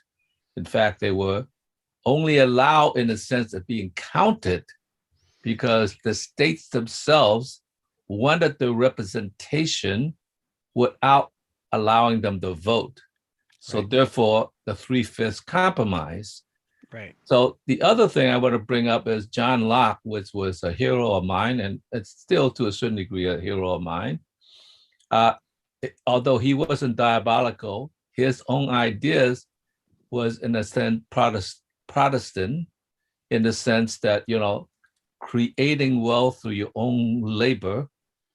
And so therefore, the American Indians live on the land and live off the land, but they never worked the land. So therefore, they did not own the land. And So so there's John therefore, Locke. as free for the taking, because they wanted to exist in Eden. And we existed, I guess, east of Eden. So therefore, which actually was exactly east of Eden. They wanted to exist in what? Sorry. So therefore, in a sense, we had the right to take over the land that they did not own because they did not work it. They This is did what not John Locke transform says. it and giving it sort of like value. It was not value added in a sense. It was just pure state of nature, and we could take it over. So those ideas persisted in a way that eventually made it more dominant of the upper middle class, dominate, build the railroads, all that kind of stuff. And it became so powerful that it overran the liberation of ideas even then. Right. So whereas the politics presumably could keep it in balance and never really did from the beginning, but it's certainly at this point in the late 20th century, the so-called rational market, which is late capitalism. So in a sense, is actually the thing that's wielding power in the liberation of ideas of democracy itself, even if it's a liberation of the already constricted Kantian ideas. So therefore, in a funny way, it fell, and of course, World War I showed that the power was driven by what Eisenhower says what is it, the military industrial complex. Mm-hmm. I mean, Eisenhower was not a liberal guy. He was conservative. He was nonetheless still a decent guy, but he said, he warned them, the general themselves warned them, like, beware of the military industrial complex. So, so therefore it was never about the liberation of ideas. Presumably it was, but it never was. If it's okay to ask you, how was it not the liberation of ideas? He's saying Can it's. you- He's saying it Sorry, started go- out. He's saying it started out as both liberation of the market and of ideas, but that Okay. then the two competed with each other, and the liberation of the market won out over the liberation of ideas. And so we ended up. You can see this, for example, in the university system. All universities today are deeply beholden to their funders. They're no longer free bastions of research. Mhm. They research what they can get funding for. And the funding mostly comes either from large corporations or from agencies that have been taken over by large corporations, which then decide, they allocate funds in the corporate interests. And so as a result, what happens is that in the universities, the ideas that corporations can't see will lead to potential profits get funded. But the ideas that they don't see any practical use for don't get funded. Even if, despite the fact that an enormous number of the most important discoveries in the history of science came about by accident. When they weren't looking at something practical, they found something they weren't looking for, and that revolutionized the world. You would think that would teach us that we should be investing just as heavily in impractical ideas, because so many of the practical things that our lives depend on came from those impractical research, and yet that doesn't actually come out that way. When we look at how the funding goes to research, it's still narrowly focused on what people already expect to yield short-term profits. And so this is an example of what Phil's talking about. Sharon, you got your hand up. Go ahead. So I wanted to just ask a question about something about what Phil said. I mean, the first peoples, the American Indians, their concept of ownership was very, very different when the Europeans got here. I think the first peoples did not think the land was theirs, right? They thought it belonged to nature. And so when they're approached by the Europeans for sale, it was a very strange concept to them. That's what I thought. The other thing I wanted to talk about, so I looked up Adam Smith, The Wealth of Nations, and the one sentence that I got from it that says, self-interest produces behavior that benefits others. And that's the same thing that you were talking about in academia there, right? Because you were saying that the university as an institution doesn't really pursue its own interests, it pursues the interests of its funders. So its behavior is impacted by its funders. Now, how could individuals act out of their own self-interest, right? When they have no idea what that is. Exactly. Exactly. Why Why do they not have an idea what their because they don't know themselves? Is that why? Because they don't know themselves. Okay. Right. They know a version of themselves that makes sense to them, but they don't know the actual self. And this, for example, explains addictive behavior. People think that the drug that's hurting them is actually helping them, and so they keep going for the thing that hurts them, even though. So the scenarios like this really call into question the model of rational self-interest as a basis for a political system or for an economic system. If capitalism and democracy both make sense if everybody has all the information they need and they're able to make rational decisions, in their self-interest. But if they don't have all the information they need, if they're just deeply confused about who they actually are and how the world works, then as Aristotle warns us in his book on the Athenian Constitution, then democracy, instead of being the best of all possible systems, becomes the worst of all possible systems. He says democracy is the most variable. He says if you have an educated populace that's dedicated to values and to a worthy cause, then democracy is the best.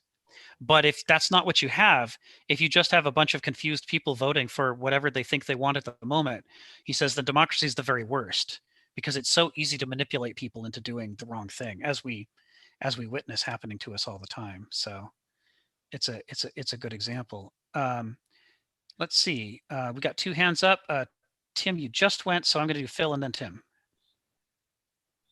Yeah, but even if you, and I can speak to university because I worked at universities.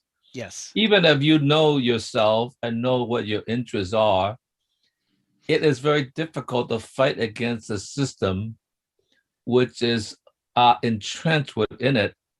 And many of the people in the system, and I hate to say this about universities, are just very, very ordinary pedestrian people that they are working out for their own self-interest, which is to protect their positions, because they might have, if they lose their job, they're going to end up being, salesmen at Sears.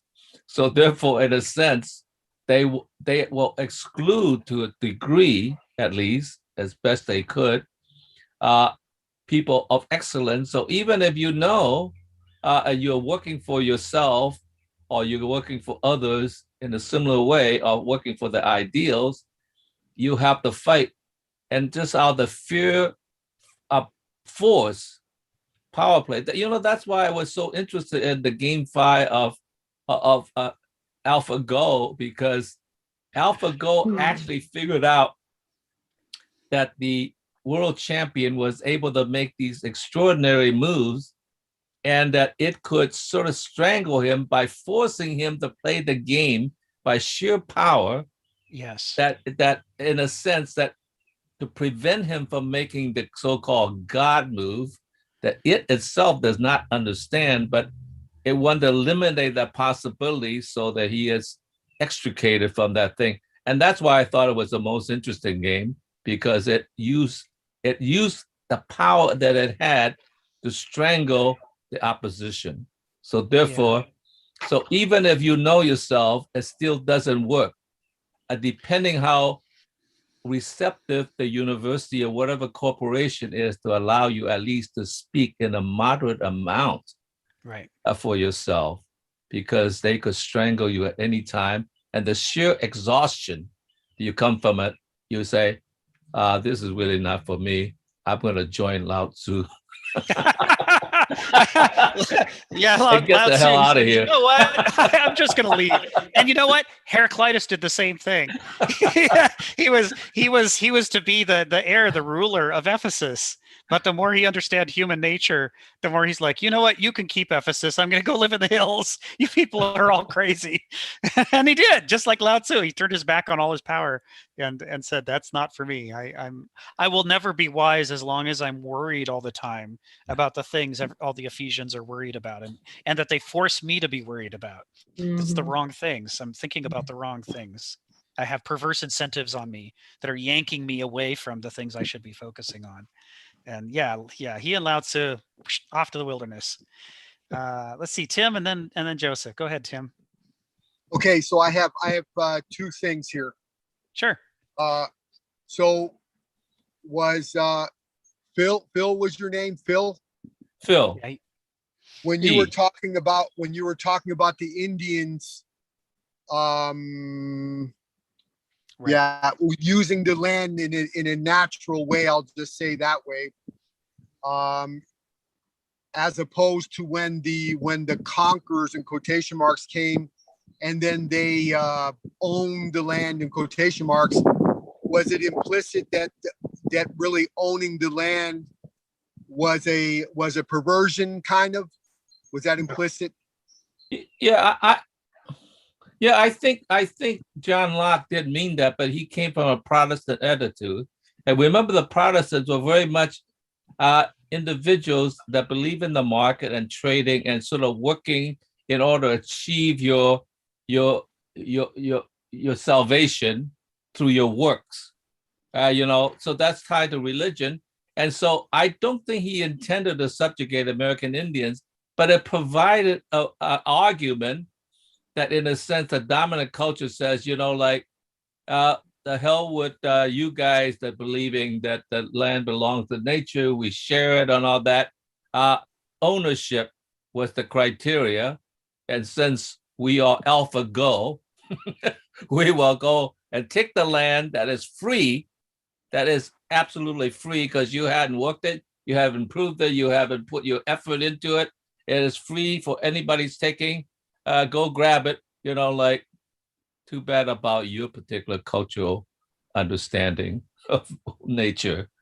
Right. That's all I mean. So power could enter the equation because it was also legitimized by a philosophy that he had intended, not intended, but it was nonetheless used by other people who saw that it was a power play.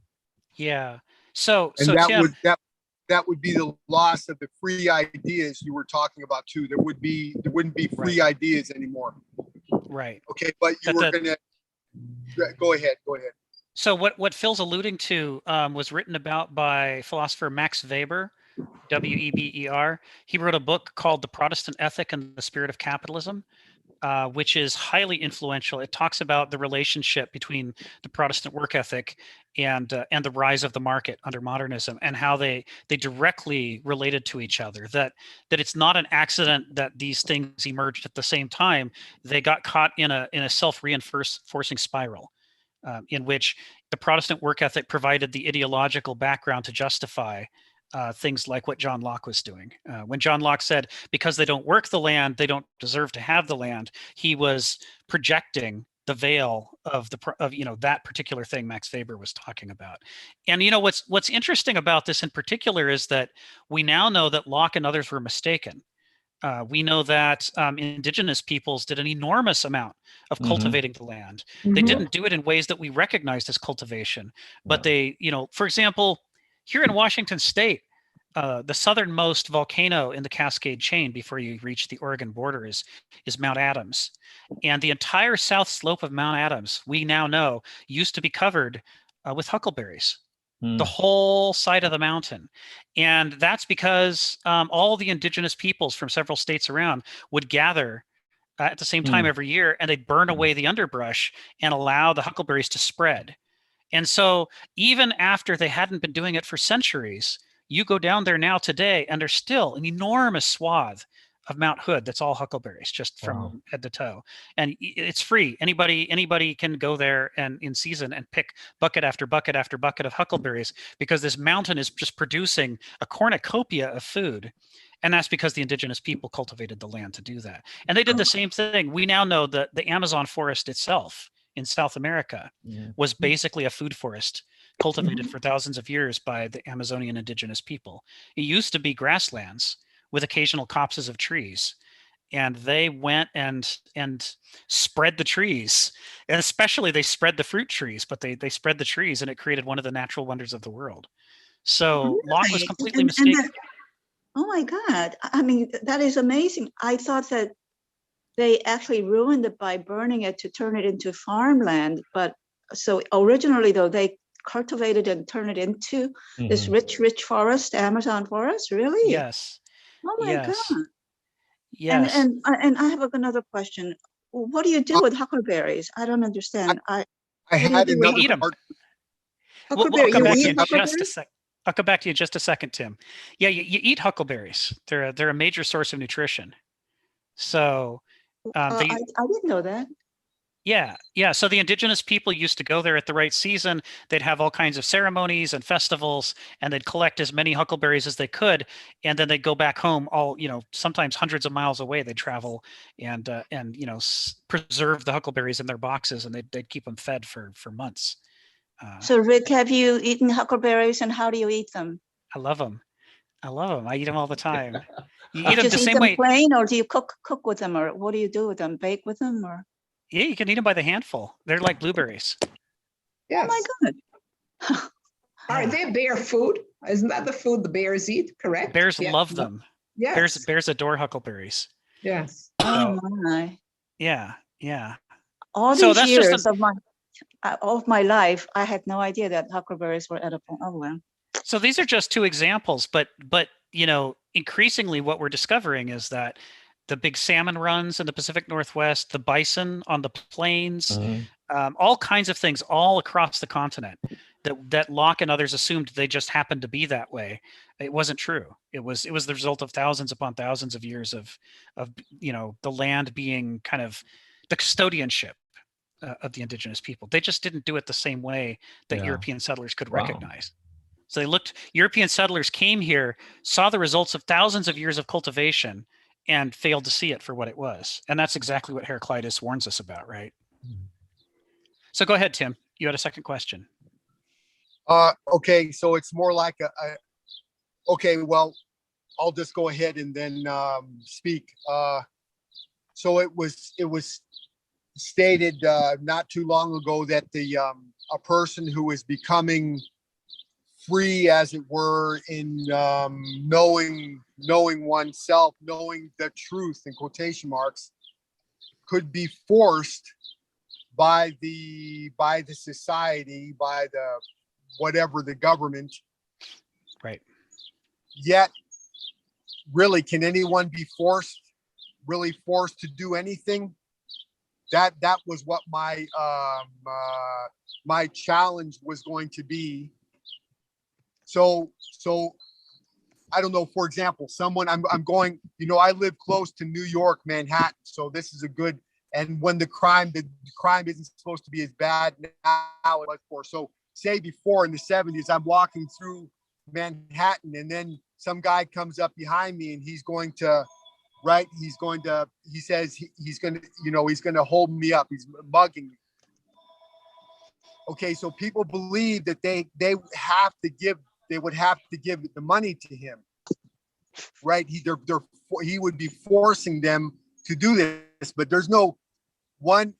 He's not forcing the person doing anything. The person can say no, right? So those people are just afraid to die, right? So Right. really, so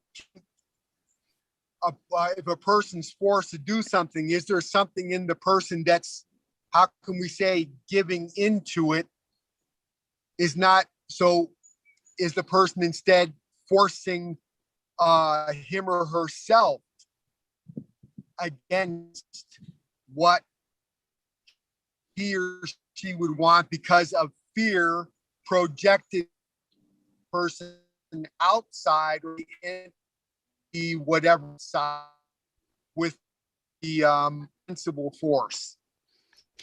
You're breaking up there a little bit, but I heard you and I understand what you're saying.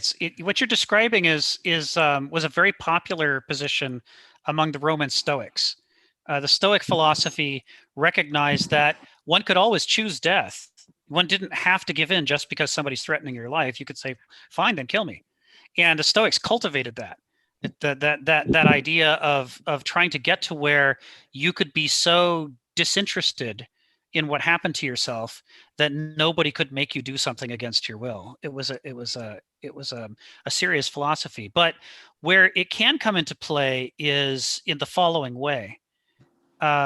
It's easy if somebody is threatening you because you can see that there's a threat and you can respond to it. But it's hard if there's perverse incentives. The system could be set up in such a way that you are, rather than being forced, that you are lured or seduced out of a healthy position into a less healthy position because you didn't recognize the difference that was involved. And perverse incentives are typically the way that the modern world is organized. Mhm. When you were describing the difference between a communist society, by which I assume you mean something like the Soviets or China, versus a capitalist society, like say something like Britain or the US, one of the key differences is that in the other countries that you're alluding to, they try to use coercion or compulsion to make people do what they want them to do.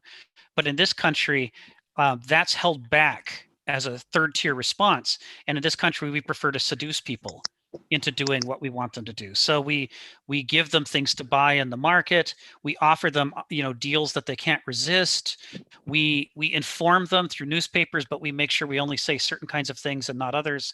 And so in the same way, just as in some ways more effectively than the Soviet Union or China in their heyday were able to we're able to force somebody to do something. In our country, we're very successful at luring people out of doing what's good for them and into doing what's profitable, but maybe is actually very bad for them. So the key example of this that's relevant to this whole essay and this book is that the third mental faculty that Hegel talks about, the one that's supposed to develop out of, so the three mental faculties are Begriff, Verstand, and Vernunft. Begriff is like how an infant is, where you're live wire connected to the world, you're experiencing everything in real time, you feel everything strongly, you see everything strongly, you're very plugged in, right? That's the first mode of the mind. The second mode of the mind is the one that we develop out into from that one. And that's where we distance ourselves from our feelings and from our pain and from our longings and from direct experience. And instead we learn things. We educate ourselves and we start to think systematically and rationally about things. And we start to make decisions using a program for ourselves instead of just based on what we feel at the moment. And this is what Hegel calls Verstand. It's the analytical synthetic, the analytical abstract mode of thought, mode of existence. The problem is that we're not supposed to stop there.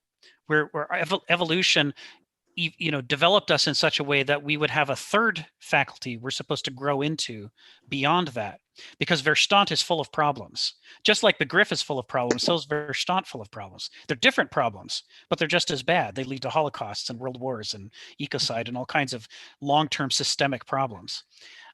But the modern world, in order to make itself stable, has suppressed the development of Vernunft. The third mode of thought leads to people who start to question the powers that be. They start to question the systems, and they start to say maybe things should be done differently. Maybe religion shouldn't be like this. Maybe politics shouldn't be like this. Maybe economics shouldn't be like this. They're boat rockers, right? They're culture developers. And so in order to make itself more stable, modernism has basically committed characterological genocide against that third level of development that we have as a possibility. And so none of us ever gets that far. So the challenge, and this is coming back to your core point and to what Phil was talking about. The challenge is this: Vernunft is so hard for us to achieve that we need a culture to help us do it. It's like needing a midwife to give birth. We need people around us who are giving us examples of Vernunft and who are helping us to not be afraid to leave Verstand behind and to grow into this third mode of thought. But if you don't have any, you basically can't do it by yourself. It's like, if you're giving birth to a child whose head is too big and there's no midwife and there's no surgeons and there's no one to help you, you're going to die. It's going to kill you.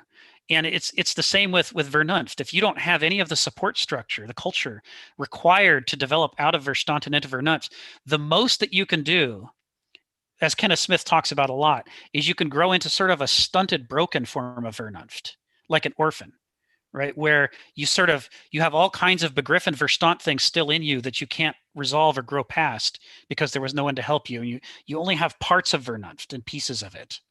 So what Phil's talking about is, sure, if someone points a gun at your head, it's easy to say, okay, fine, I'll resist you. But if that's not what's happening, if what's happening is the support that you ought to have had to help you develop into a fully mature person is never present, it's never there, then you can't. You've got all these perverse incentives drawing you a different direction. And so you go with the things that seem to make sense. Well, okay, so why cannot a person, in the end, the person's making a decision either to be forced, no, or to do one's own thing, as it were. The problem is the veil. The problem is the veil we talked about before. When you're at a Begriff level or a Verstand level, you can't see the higher levels. You don't know that that's a choice. And so because you don't know it's a choice, you can't choose it.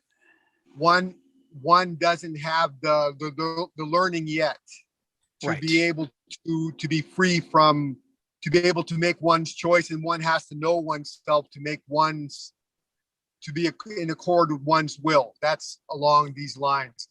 Okay, yes. but yet the real teachers within one. It's not the real teacher, you're talking about someone outside not being there to teach one, but the teacher in the end, or in actuality, is within one, is oneself. Could I give an example? I mean, that happens every day. I mean, quite often, many people, many advertisers will, say, there's a $50 free coupon if you could bring your friends into this. And of course, it seems like a reward, right? If you're a person that's lured to that, because who can't use $50, particularly when you're already in the system of dollars in exchange. But I throw it away because I don't want to sell all my friends for $50, right? Even if they bought into that situation. So I am actually being used as part of the market structure, unbeknownst to me, if I don't want to know about it. So it's just built into the structure that if you believe in money and I could buy more stuff for $50, why not? And you can forget about your friends, then that seems like on a very deep level, that's not very virtuous. That's driven by profit. Yeah. So that's what I'm saying is too many people misunderstand that as that's a reward for being loyal to the company or whatever, but that's disloyal to your friends.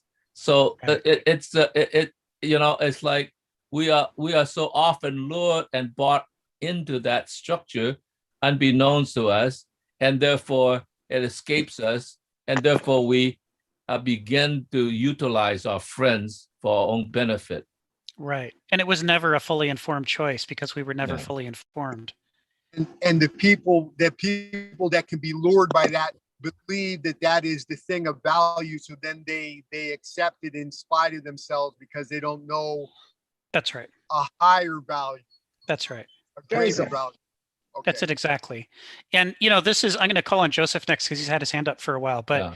but the thing I want to add in here is that one of the differences between the archaic Greek perspective on human nature and the modernist perspective on human nature is that the Greeks recognized that it is really easy for people to get confused. We have this liability baked into us by evolution where it is so easy to be confused, especially if the thing we're confused about has to do with something we want. Heraclitus wrote a lot about this. He said, it's not better for people if they get what they want because we want the wrong things. We're drawn, our desires are not wise. They're not informed by wisdom that can ensure that we're drawn to the things that are healthy for us. Too often we're drawn to the things that are unhealthy for us. But even without the issue of desire, even if we set that whole problem aside, is still the way that we understand the world is so full of approximations and guesses and partial mismatches, and we don't know which part of the things we believe is true and which part is false. And so as a result, as we build new ideas based on the old ideas, we compound the errors into systems of errors inside of our heads. And the Greeks looked at this and said, oh my God, our species has serious problems because other species don't depend for their survival as much on how perfectly they understand the situation, but we do. We don't have big horns, we don't have big teeth, we can't jump 40 feet in a bound, we don't have long necks, all the things that are the virtues of the different animals we're missing. We're sort of generic animals who really depend upon having a clear understanding of what's happening around us. And yet somehow we didn't evolve a clear understanding. We evolved this confusion of a mix of truths and half-truths. And so the Greeks looked at our situation and said, oh my God, we're fraught with peril. Now, the problem is that in the modern world, we say that's not true. We say, all you need is education. We say, we're born free. There's no problems. We're born free, and we're the most objective people that have ever lived, and we see things the way they really are. All the problems that the Greeks said were the most dangerous problems of human existence, moderns swipe away and say, oh, those aren't problems at all. Just by being modern, we get to know the truth. Just by being what? Just by being modern people. Just by being modern, we know better than people in the past. Just by being American, we know what freedom is. Just by being every modernist society has its little equations that turn out to be excuses to not do the hard work that's required to actually make informed decisions. And it puts us into a position where we confidently make bad decisions all the time. And it's a real danger. It's part of the DNA of modernism. This set of assumptions.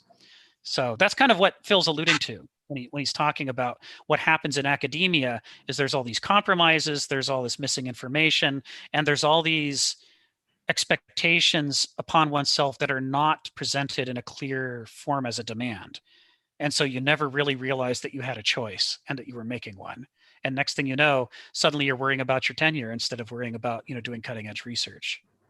So I'm going to call on, let's see, I see Joseph and then Sharon. So Joseph, go ahead. Yeah, no. So, I mean, I think a really important part of this idea of this self-functioning mechanism being the market, that's coming back to this text, is that how modern behavioral economics actually fits into this, in the sense that we're irrational creatures by nature. So that if we're irrational by nature, then you start to have these perverted incentives. Instead of that, it's not only that you yourself are not able to make a good decision, but then you're actually being told how to make the decision itself. And so things like even the idea of the one I always think of as the incentive of housing, right? We need more housing. Well, yeah, we need more housing, but if you incentivize like building these McMansions or just the way that And then you have tax incentives of how things are considered farms, and how you have all these perverted incentives like where people can take advantage of the system.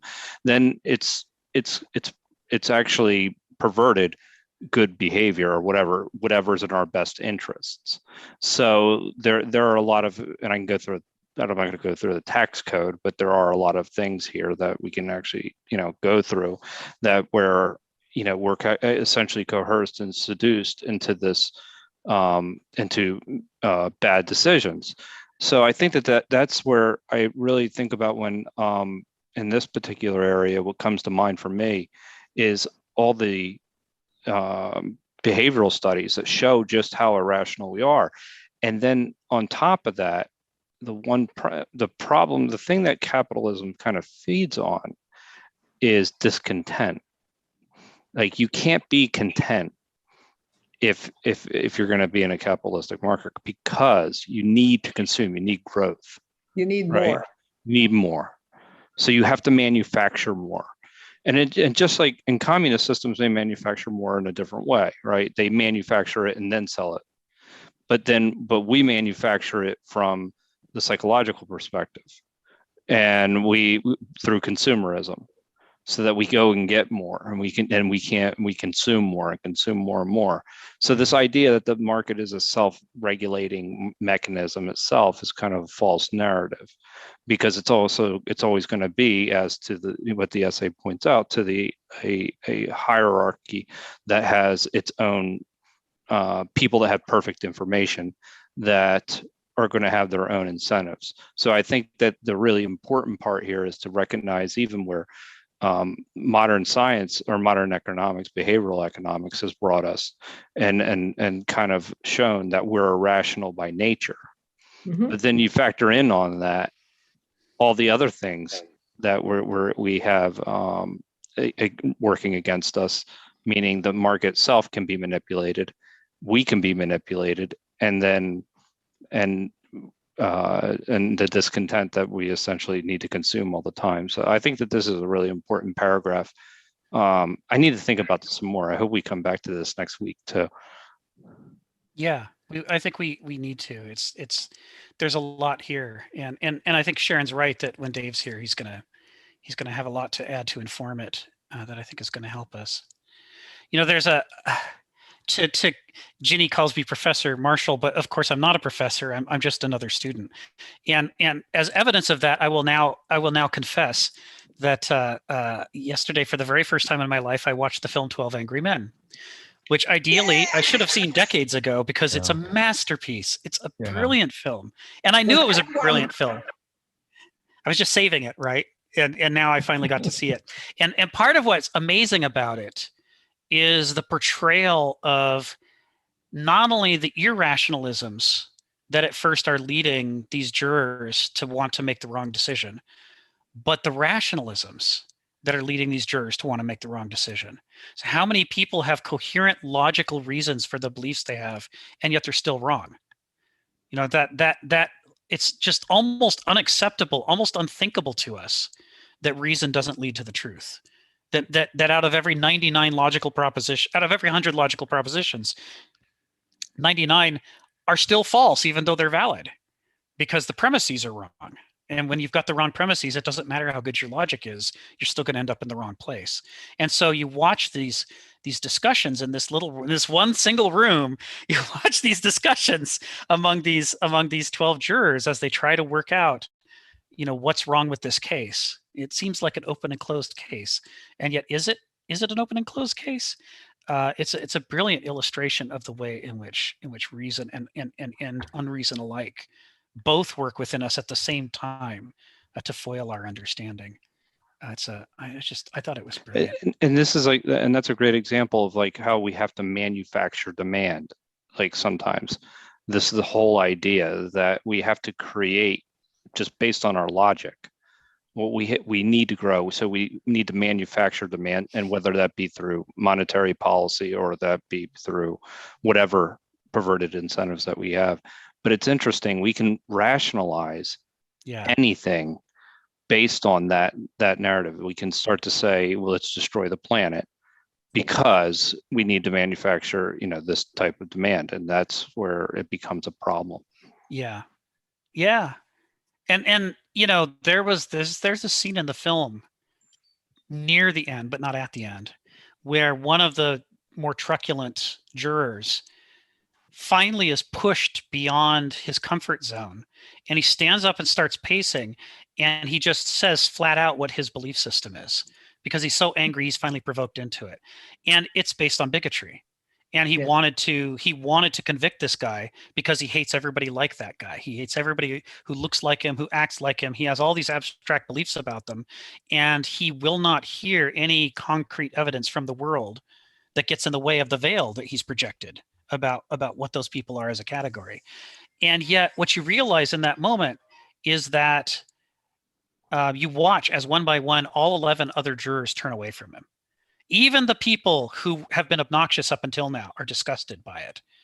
But he's been saying some version of it all along. He just never before said it clearly enough that they understood the choice they were being offered.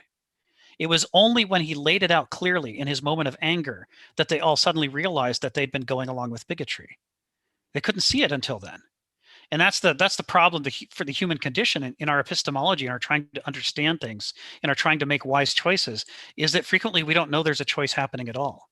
We might do very well if we knew there was a choice, and we could muster the resources and focus our attention and separate right from wrong. But as long as we don't realize there's a choice going on, there's automatic behavior going on in us, habits, right? And those habits are preventing us from making the right choice because we didn't even see the choice that was right in front of us. I thought that was a brilliant moment in the film, because even people that until then you've been angry with, you suddenly are sympathetic to when they too stand up and turn away from him. You're like, wow, even he won't go with this bigotry. Even he is offended by it and grossed out by it and says, I won't be a part of that. Everybody comes into a new focus. I thought that was fantastic. I think Sharon, then Phil, then Tim, I think. Yeah. Is the Well, let me just tag on to that, Rick. I hope you watched the version with Henry Fonda. That's the version. Because that version was profound. That's the very best one. And we talk about the character types here, but just think about the temerity of Henry Fonda to stand alone and continue arguing till he convinced 11 other people. Yes. And so when we talk about that, we can be Verstand, but we're not going to get to be Vermouth unless we have external help. Yes. I think we still need to give some credit to the human spirit, because that's what that took in that moment, right? And even though that movie was made very long ago, I put myself in that place because I was watching the George Floyd trial, and even though the evidence was so overwhelming, I still had some caution and some reservation and actually some fear inside, right? Whether or not we'd get a guilty verdict because of the bigotry of the culture. Right. And so 12 Angry Men is in the past, but it's still in the present. And that's what I am seeing with all the discussions that we have here about human nature and how we behave. Yes, we've had some insight into it, but has that impacted the way we change? And I'm trying to think, no. Right. And then I want to take us to this essay, part of the essay, the last paragraph, and it kind of summarizes what we're saying. But moderns are abysmally vacuous of the normative and diagnostic characterological characteristics they would need in order to recognize the teleological imperatives and traits of the market per se, or science per se. And then here's the part I found very interesting, and I want you to comment on this. He said, behind the facade of a bourgeoisie reinforcing mechanistic or extrinsicalized world order, there still function, in fact, but covertly, the diverse insights and strategies and conflicting perspectival needs of the preconceptions of the different character types. That I found was pretty profound, because our reaction to the market or reaction to the science is not going to be uniform. It's Right. going to be diverse based on how we are and on what evolution we are among these different character types. Right. Right. This is what Kenneth Smith's trying to do, is he's trying to update Hegel and this idea that the natural laws within us that control that make available to us the mental faculties that evolved in us, the way that those mental faculties are different from each other and each conceive of the world in their own idiom, the way that that idiom then informs the development of an entire character, and the way development of that character causes the development of an entire culture. These relationships are about lawfulness. They're about nature. And they're about nature every bit as much as the law of gravity is. They're saying that whether or not we've described them correctly, we're saying that how people act in groups and how people act as individuals and how people think about the world are all related to each other. And they're not related to each other in a random everybody's different, so why bother looking at it way. And they're not related to each other in a we're all the same, so why bother looking at it way. They're related to each other in a lawful, structured way that means we really should be looking, because there's information to be gained. There's insight and wisdom to be gained from looking at the structure of these relationships. Which ways can they move and which ways can they not move? What are the patterns of the kinds of misunderstandings we tend to make? And how do those patterns work together to create a culture and the culture's worldview? Kenneth Smith uses the term culture bubble. He says it's not just an individual that puts a filter between themselves and the world, but the culture as a whole, all the people working together, create a culture bubble that stands between every member of that culture and the world. And those culture bubbles are distinctive. They have their own, as he says, family scent, so that the kind of culture bubble someone who grew up in the Soviet Union in the 1970s would have is different from the culture bubble of someone who grows up in, say, the United Kingdom in the 1970s. And yet, despite those differences, because they're both modernist cultures, they have a whole bunch in common with each other that someone from ancient Greece would notice in a heartbeat and go, whoa, that's weird. Why do you see the world that way? Why are you two so much the same? And of course, they think they're opposites, right?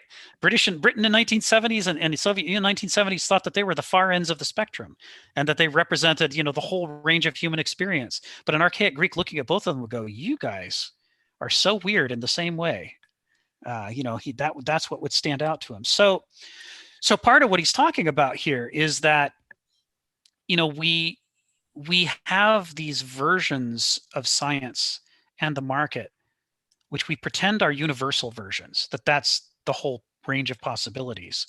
But they're actually very specific parochial versions that are informed by the very specific flavor of modernism as an epoch and the kinds of cultures it's able to produce. And so, and one of the examples of that, the relationship between the two sentences you quoted, is that one of the most distinctive examples of that is that modernist cultures insist that there is no essential teleology at work, that these are just parts in a machine and they can be reorganized however we want to reorganize them, and that they have no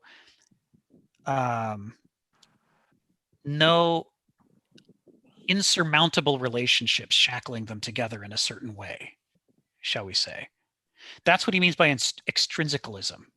The belief that the world is made of Legos and you can take them apart and put them back together any way you want is extrinsicalism, because the Legos don't force you to put them together. Two Legos don't demand that those two Legos and only those two Legos be connected. They're willing to connect to any Lego. They're mechanically reorganizable. But in nature, we find things have direct, natural, powerful relationships such that only these two specific things go together. They're bound to each other. And that's an idea of intrinsic relationship, an intrinsic meaning, intrinsic law that arises from that relationship. And as moderns, we don't want things like that to exist. We don't want our freedom to be impinged upon. We don't want to be unable to disassemble the Legos and put them back together how we want. And we will go out of our way to sever such relationships and do violence to them in order to prove that they're not real intrinsic relationships.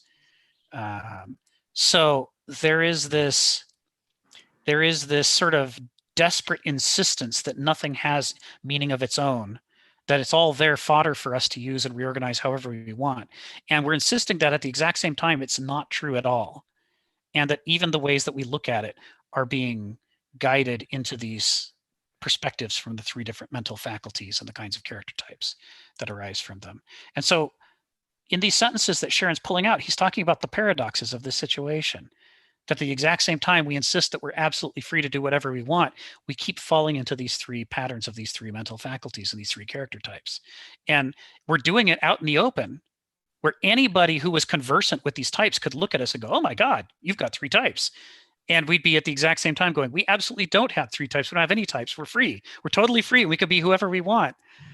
It's like a snake insisting it can fly. I could totally fly anytime I want to. I just choose not to. It's just a coincidence that I don't flap my wings and fly. Who are you to tell me I can't fly? It's like, this is a modernist, right? This is the modernist perspective. I'm infinitely free. I'm infinitely objective. I don't have any constraints on me. And the society is the best of all possible societies. We just chose to make it this way, when it's obviously not the case. That we're just as specific a culture as any other culture that ever lived. Just as parochial in our way, just as warped in our perspectives, but we're warped in our own special way. We're warped in our way that makes us us as moderns. This is what he's talking about. He talks about normative in that opening sentence. Normative and diagnostic. To him, those are related. If you want to diagnose a system, you have to figure out what its norms are. What are the things in it that make it behave lawfully, normatively? But as long as we insist there aren't any such things and we're perfectly free, the only way we're going to maintain that illusion is to keep hiding from ourselves what our actual norms are. And because we've hidden them, we will then be unable to diagnose ourselves. We'll look at ourselves and see infinite freedom that doesn't actually exist. Does that make sense, Sharon? Oh, she may have stepped away. Okay, then let's see who was next. We had Sharon. I think Tim, then Phil.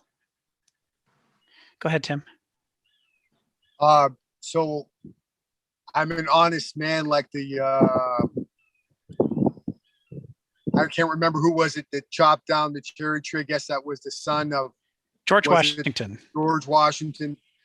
Before you said his name before mine, so I must say that now. You, the other guy, you, when you enumerated the right, who the order, you said his name before mine the last time. Okay, so Joseph. Yeah. Okay. So you still want me to go, or would you like him to go? Oh, he put his hand down. So go ahead. Oh, he put his hand. That's the reason. Okay. Yeah. Phil's right, next step. All right. So I don't know what the guy's name was. He was talking about. It was said that we are naturally irrational. We something along those lines. That was Joseph. That was Joseph. Yet that isn't who we are, is it? We are not those people who appear to be irrational, or I like better to say that are deceived easily. Maybe, well, we are something else. The thing that's deceived easily, they can't reason well, but maybe reason, we can't say reason, who doesn't understand. Maybe we say it that way. That would be the mind, the conscious mind that can become deceived, but that's not really who we are, is it? We are not that. But it's what the market assumes we are. And that's what the market assumes we are. We are rational actors within it. And that's the distinction. It's not a question of what we are. It's a question of what the market assumes and how it functions. And that's why they say it's a self-regulating mechanism, which it's not. It may be that it would be self-regulating if we all had enlightened self-interest if we were all Exactly. rational, and if rationality meant what the founders of the market thought that it means instead of what it actually means. So Hegel's argument would be that we are simultaneously rational and irrational. We have two different mental faculties, and they're working in us all the time. The Verstand is trying to be rational. The Begriff is trying to be irrational. Can But you the- elaborate? Can you elaborate on those? Sure. On those two? Sure. So all of these words, any of these words that come right to the core of who we are and our existential situation, they're all distorted under modernism. None of them means what we think they mean. And as long as we just take the assumed meanings that we were taught in school and that we spent our lives going with, we're going to find ourselves unable to understand how they actually work. Part of what's interesting about Hegel is that even though he was a very rational person, he then used his entire body of philosophy to diagnose rationality and say that rationality is necessary but not sufficient. That rationality isn't what rationality thinks it is. Rationality is a specific way of thinking that not only has certain strengths, but it also has certain weaknesses. And that the weaknesses are just as important to rationality as the strengths are. It's part of what makes Hegel so interesting, is he's a rationalist critiquing rationality. And so if we start from that perspective, that rationality is something that we're born with as a mental faculty that we can develop in ourselves and that our culture can train in us, but that what's being trained isn't what we think rationality is. It's something different that has its own laws, its own rules, its own strengths and weaknesses. If we begin with that position, then Hegel then postulates a second thing about the human mind, which is that irrationality isn't what rationality thinks it is either. Irrationality isn't just being bad, that there are strengths to irrationality, that irrationality is more than just something that it's not. Calling it irrationality assumes that it's merely an absence of reason. But Hegel says, when you look closely at the human mind, you realize that what rationality is criticizing, what it's calling irrationality, is actually a different mode of thought that not only has its own weaknesses, which rationality is very aware of, but it also has its own strengths, which rationality is not aware of, and rationality thinks it doesn't have. So we have to come at this question of the two mental faculties differently than the way we were taught to, Hegel says. So here's what they are. What Hegel says they are in a nutshell is this. What we call irrationality, Hegel calls Begriff. And we have to use the German word because there is no English word. We don't have any word in English that means what Begriff means. But I can list some things that will help you to see what they are. The first thing to know about Begriff is it's what we're born with. An infant is in a state of Begriff. And in the Begriff state, the infant is keenly attached to the world and attached to their feelings. When they feel something, they feel it with their whole self. When they scream at the top of their lungs. When they're delighted, their whole face lights up, right? There's this way in which they are completely authentic. And there's nothing artificial or abstract or chosen. They're not choosing to be angry. They're not choosing to be delighted. They literally are angry and delighted because their emotions plug directly into the way that they're experiencing life. The same is true for their perceptions. When they hear things, when they see things, when they taste things, their entire body is like a live wire. You give a child lemon juice for the first time in their life and watch what happens to their face. Their whole face is like, whoa, oh my God, they're sour. What is sour? Sour is amazing. And whether they like it or don't like it, there's like a complete 100% response. You'll never get an adult to do that with lemon juice because Rick, it is so true, Rick. My niece, my grandniece, when she was given something sour when she was only like 6 months old, you ought to have seen that expression on her face. Yeah, right? It is so true, Isn't it Rick. amazing? Yeah. Their whole body just like reacts. Yeah. So that's Begriff. And the thing that's interesting about Begriff is that it's a state in which a human being is deeply plugged into what they're sensing and what they're feeling and what they're remembering. Their experience of life is very immediate, very complete, and very rich with detail, right? So, Tim, how sometimes in your life you'll smell something or hear something, and all of a sudden you have a memory that takes you back to your childhood or to many decades ago. And just for an instant, it's like it's real again. It's like you're standing there again. tasting that thing for the first time, or you're remembering being in the kitchen with your dad or your mom and what they were saying and the sound. And it all came back from just a moment of sensation. And it often hits you out of the blue. That's because in that moment, when it actually happened all those years ago, you were in a state of begriff. Your mind was imprinting very strongly on the circumstances around you and was able to record a very detailed recording. And so later, it's possible to be triggered again and bring back all that wealth of data. That's a begriff memory, a begriff state. And he says the strengths of begriff are that it's very concrete. It's very specific. It's not made up or invented at all. It's very much an actual experience that you had. And the weakness of begriff is that it's very parochial. It's about just that moment that you were in, and it's not about anything else. It has no larger significance unless you add that significance to it. Right? It's the begriff itself is concrete and specific, which makes it parochial. And the problem with living a begriff life is that your mood changes.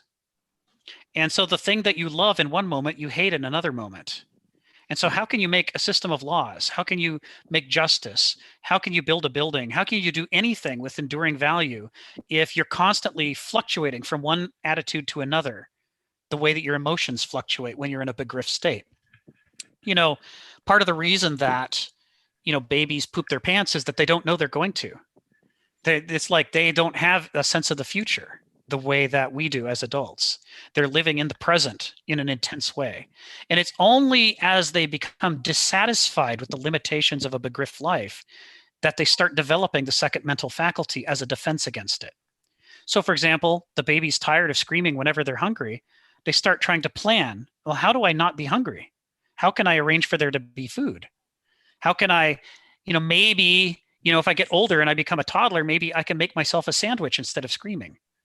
Maybe if I feel like I have to pee, instead of wetting myself, I can go to the bathroom and then I'm dry afterwards. Hooray, it's great.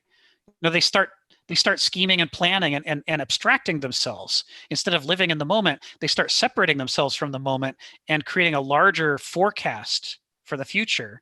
And they start choosing among the possibilities, and they start trying to change their life to aim themselves into one of those possibilities and away from others. This mode of thought is different from begriff, says Hegel. This is Verstand. Verstand is the planning life, the choosing, deciding life, the looking ahead and predicting life. This is the life in which we learn things and we start to think systematically and rationally in order to try to control our circumstances, to control our outcome. So where begriff is a very passive relationship to the world. It's very immediate and electric, but it's also you're just suffering whatever's happening. Verstand is a very active mode of thought in which you are trying not to suffer what would otherwise have happened, but you're trying to affect what happens to make it come out the way you want to. It's very ego-driven, it's very intellect-driven, it's very memory and planning-driven. But one of the things that happens as a result of doing Verstand thinking is that the moments that you're heavily engaged in planning, you're not heavily engaged in perceiving and feeling things. The more Verstand you do, the less begriff you do. The more you become abstracted from your feeling life, the more you become abstracted from your circumstances. And so you can find yourself thinking about something as you're walking through your house and look up and say, why am I in the kitchen? Why did I even come? What was I doing? Because you were lost in thought. To be lost in thought in that particular way where you're thinking things through and you've lost track of your circumstances is a Verstand thing to do. So modern civilization is heavily based on Verstand. We've tried to be more Verstand than any civilization that ever existed. With our science, with our democracies and our laws, our systems of laws that you have to memorize and learn and navigate, with our economy based on abstract value instead of concrete value, in which we try to navigate, exchanges with one another. We try to build up enough savings. We try to earn enough income and build revenue streams in order to plan for the future. All this stuff is very abstract. And it's very much about trying to control our circumstances to achieve our goals. As Hegel calls this Verstand. So this is the thing, is that these two modes of thought, both mental faculties, we evolved to be able to do both of these things. We were born with the capacity to be able to do both of these things. However, we were only born doing one of them. We were only born doing the begriff. We have to learn and grow and unfold like a bud unfolds into a blossom. We have to unfold new order and develop Verstand within us to be capable of planning the future and abstracting from ourselves. And that's part of our life stage, is to grow out of a complete begriff state and into a Verstand state so that we can be adults, so we can make mature choices. And until we do that, we can't make choices at all. An infant isn't choosing to get angry. They are their feelings. They're directly connected to their experience. So this is the thing. What Hegel says is we get great power from doing Verstand. Reason, Verstand, gives us all this power, but it comes at a terrible price. The terrible price is we get more and more distant from our feelings, more and more distant from the experience of life. The things that we care about, we experience less often because we're lost planning. We're schematizing and systematizing. And so we get fewer and fewer of those kinds of memories that are ever going to be brought back by smelling something or seeing something or thinking of something. Very Verstand experiences of life are disposable and they fade away into forgetfulness for us. And all we're left with is the abstract schema that we came up with at the time. So what Hegel says is, in the modern world, we teach that Verstand is the highest form of thought. But Hegel can demonstrate that that's not true. Together, Begriff and Verstand make up the basal metabolism of the mind. Those are the two low-level capabilities. And from them, we're supposed to grow beyond them into a third form that heals the damage that Verstand has done to us by bringing Begriff back into it in a new form. He says, both Begriff and Verstand are naive forms of those faculties, but there's a more mature form in which we're able to think about the world and plan the world while still being connected to the things that matter and to our feelings and to the experience of life. And that Vernunft, that third form, takes a lot of work. We need a lot of help to grow into it. And in the modern world, it's mostly suppressed. Almost nobody is allowed to develop into it. We're almost all stuck down at one of the other two modes. So this is the thing about whether we're rational or irrational. Hegel says we're both. We're born with both Begriff and Verstand, but neither of them means what we think it means when we ask whether or not we're rational. All right. So what I meant though when I said that, but it's interrelated with it's let's say interrelated with what you're saying. That when I say that, but we're not the ones that are easily deceived. We are the ones that actually know. We cannot go anywhere but ourselves, or we cannot find the answer, truth, but in ourselves. So yet, even though people are deceived, we are not that. We are the ones who actually know, because we have to go to ourselves to find the answer. A professor can tell a person, they can ask someone, and the professor supposedly has the answer, but the answer doesn't come from him. It comes from the person's experience, the person's understanding. The person has to go to oneself. The ultimate step is to oneself. That's what was implicit in what I was saying. Sure. That what we're trying to get to with Vernunft is a personal truth where we're personally connected to the world, where the truth of the world that's outside of our ideas about it, that we somehow have a direct connection to it, and we aren't trying to mediate through our education or our educators or our newspapers. Those are all Verstand ways of knowing. You're right, that what we're looking for is a direct knowledge where we're directly connecting to the world, and it has to be done at a personal level, because as long as it's somebody else is mediating for us, it becomes an abstract relationship to the truth. But how to get there it's what we're striving for, but how to get there is very hard.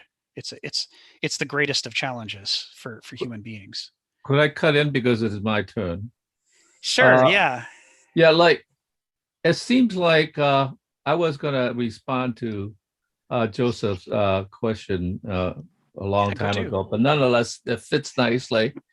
And we have all, well, most of us seen one of the versions of the Manchurian Candidate. In fact, our culture has made us all into Manchurian candidates. And that's the problem. Okay, like I was going to point out that what one of my favorite art works that I wish I had produced, but it really is a wonderful piece. It's produced by a woman called what is it, Barbara Kruger, and I'm glad that a goddess produced it, not myself. And it was a very simple, technically executed thing. It was just simply some words, and there's a photograph of, I think, her hand holding up, "I shop, therefore I am." And what is nice about it is that it took down two very important ideas in this sense. Obviously, is take down, "I think, therefore I am," right? So therefore, you could dispense with that because we have become such Manchurian candidates. In fact, we are incapable of really thinking. We shop, therefore I am. But it also took down capitalism. What was his name? The guy who invented modern capitalism. Forgot his name. Adam Smith. Adam Smith, right? Because like it was supposed to be a liberating force, but has now become a sort of oppressive force that, in a sense, I don't even know who I am because I am my shopping, rather, right? It also, in a strange way, a reference Kafka, because I have become a victim of both these ideas, even though I've taken them down. Nonetheless, I've become a victim of this rationalist way of thinking that pretends it thinks for me, but in fact, it has made me into a Manchurian candidate. It took down capitalism because it made it into a victim. I'm just a victim in this world rather than I'm a free shopper that liberates my choices in the market, right? Yes. So it is a wonderful, simple thing. It's something, and she did it in the language of advertising, right? Just these simple words held up, and it's like, wow, that really is a very deep critique of both of these things that we hold so dear as part of who we are, that in fact they are oppressing the fact of who we are. So that's just a wonderful, I just hope you all remember her name, Barbara Kruger. It is just a wonderful, wonderful piece that in one piece encapsulated so much of what we're into. We have become Manchurian candidates. Barbara Kruger. Yeah, I haven't looked at her work before. I will. I just put a link to her on Wikipedia there. I shop, therefore I am. So it's going after the market. The question of, does the market liberate us or does it channel us into being symptoms of the market? It pretended to liberate us because we invented this washing machine. So now women could just be free and all that. But in fact, they've become captured by the market. All of us have. But I'm glad that a woman sort of made that thing because she's bringing back the idea maybe there is something more in life than being Manchurian candidates. So there's a interesting dialectical perspective on what you said, in which it doesn't have to be an either or, whether it liberated us or enslaved us. It can be in a Hegelian analysis that the very same thing that liberates us in one age enslaves us in another. Yes. Because the change that's introduced when it's first introduced is a revolutionary change, but when it insists on staying put and preventing any further change and saying, I've arrived at the end of history, you're not allowed to go any further, then it starts to become an enslaving change, right? It's now it's resisting moving beyond itself to something better. But like I said, though, during the oath of the tennis courts, those other people were never there. That's right. They were never the there. rules. So That's it was right. at the very beginning a seed that was going to germinate this. Maybe they didn't know to the degree that it would, but It was really. And if you look at the robber barons, like the Marble House, it like they are just mini Versailles. That's sort of like shows that is what the aspiration is to Right. be the ruler of the world, right? They At didn't the quite same have time the that they're power saying, as Versailles, but at Louis XIV, but nonetheless, it's a close representation of Versailles. at the same time they're saying that we're going to overthrow the kings and set you free. Their aspiration is to be little kings themselves. Yeah. Sharon, go ahead. Well, here is something that I thought about a lot. We talked about the behavior of the market or lack of it, and then the behavior of the citizenry. And so this first sentence of this last paragraph, and I don't know enough about Merleau-Ponty's work, but it reads like this. It says at the very least, Merleau-Ponty's work raised Gestalt psychology to a fully philosophical level.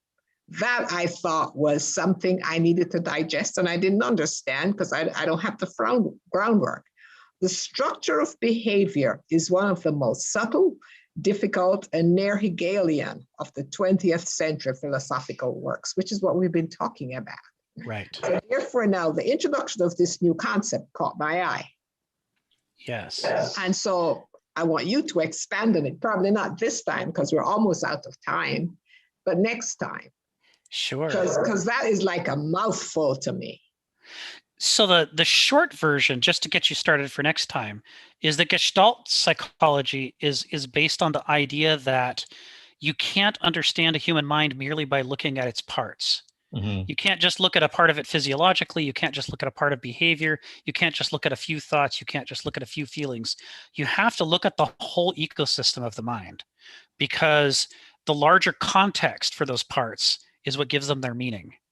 The same thing that might be good in one context might be bad in another context. So you don't know until you look at the bigger picture, or it might be both at the same time, or neither.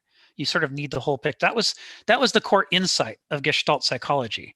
It was trying to get, it was trying to stop going from isolated symptoms to diagnoses, and was trying to say you need to spend more time with human beings, because human minds are so complicated that you need the larger picture. You just have to. Bye, Tim. Thanks for joining us this week. We'll be doing this next week, same time. So it's about holism, right? It's about the whole is the truth. And that particular phrase may ring a bell because it was Hegel who said the whole is the truth. That's why he's making the connection to Hegelianism. Hegel saying until you look at the larger picture, you don't know what the isolated piece means. And that's what Merleau-Ponty was trying to do for psychology. Well, that's also what Cézanne's trying to do too. It's a figure in ground, the feel of understanding of relationships.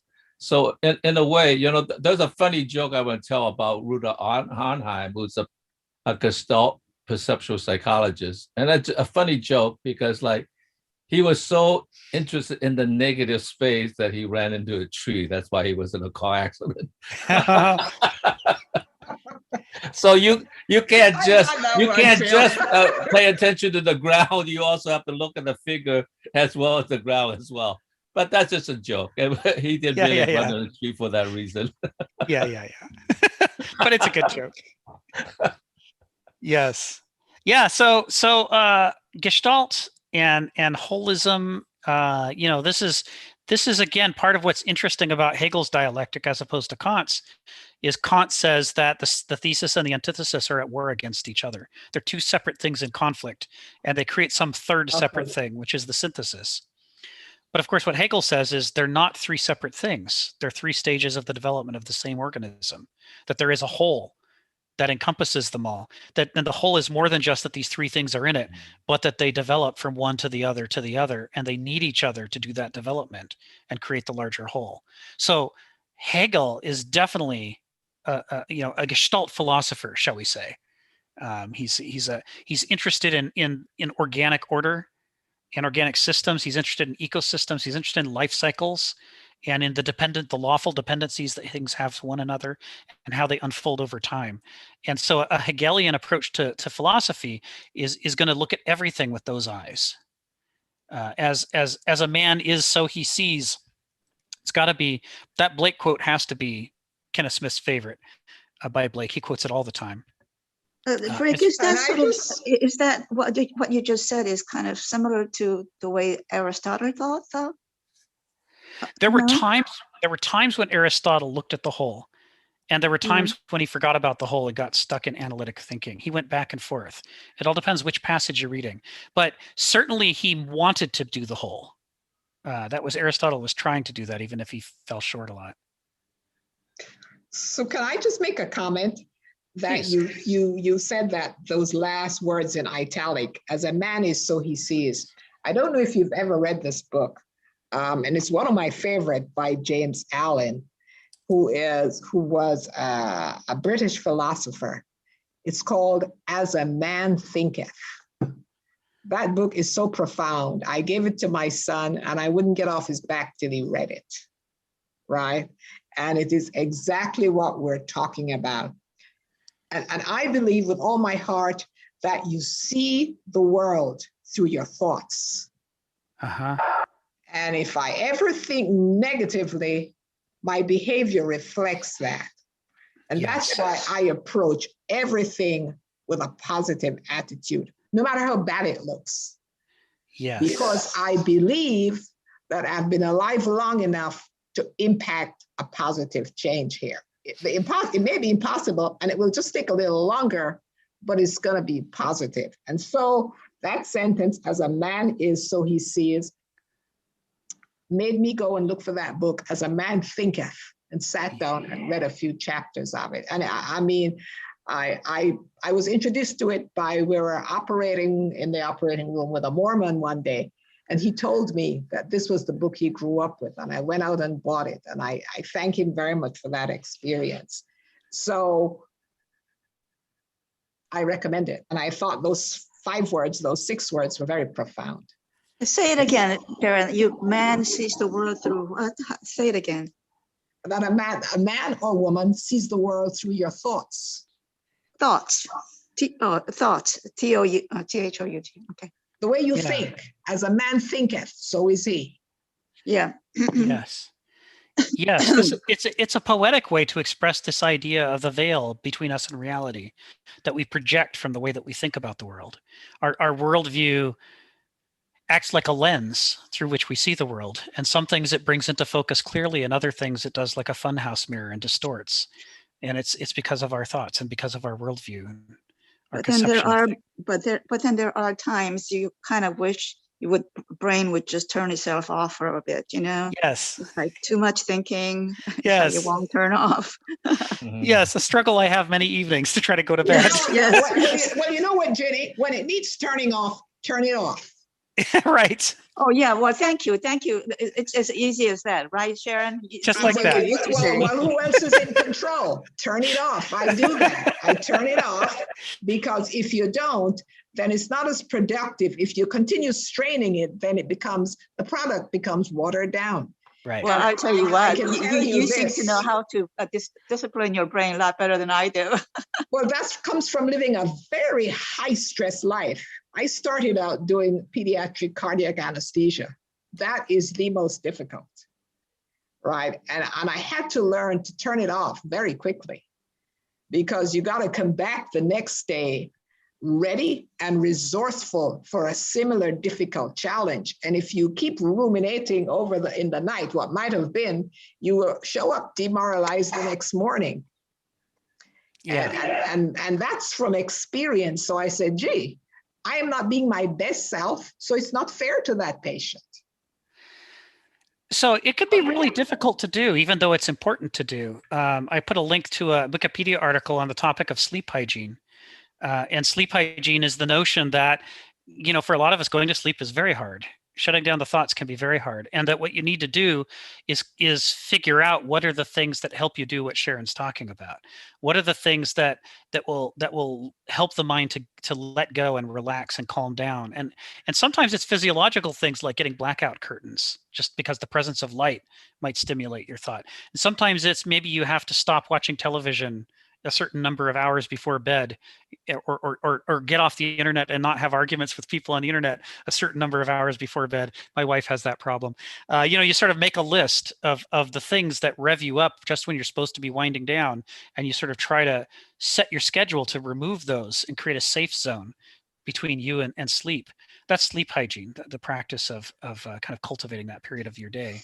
For me, Jenny, the turnoff was hard exercise. And that's why for most of my young years, I was a very big runner.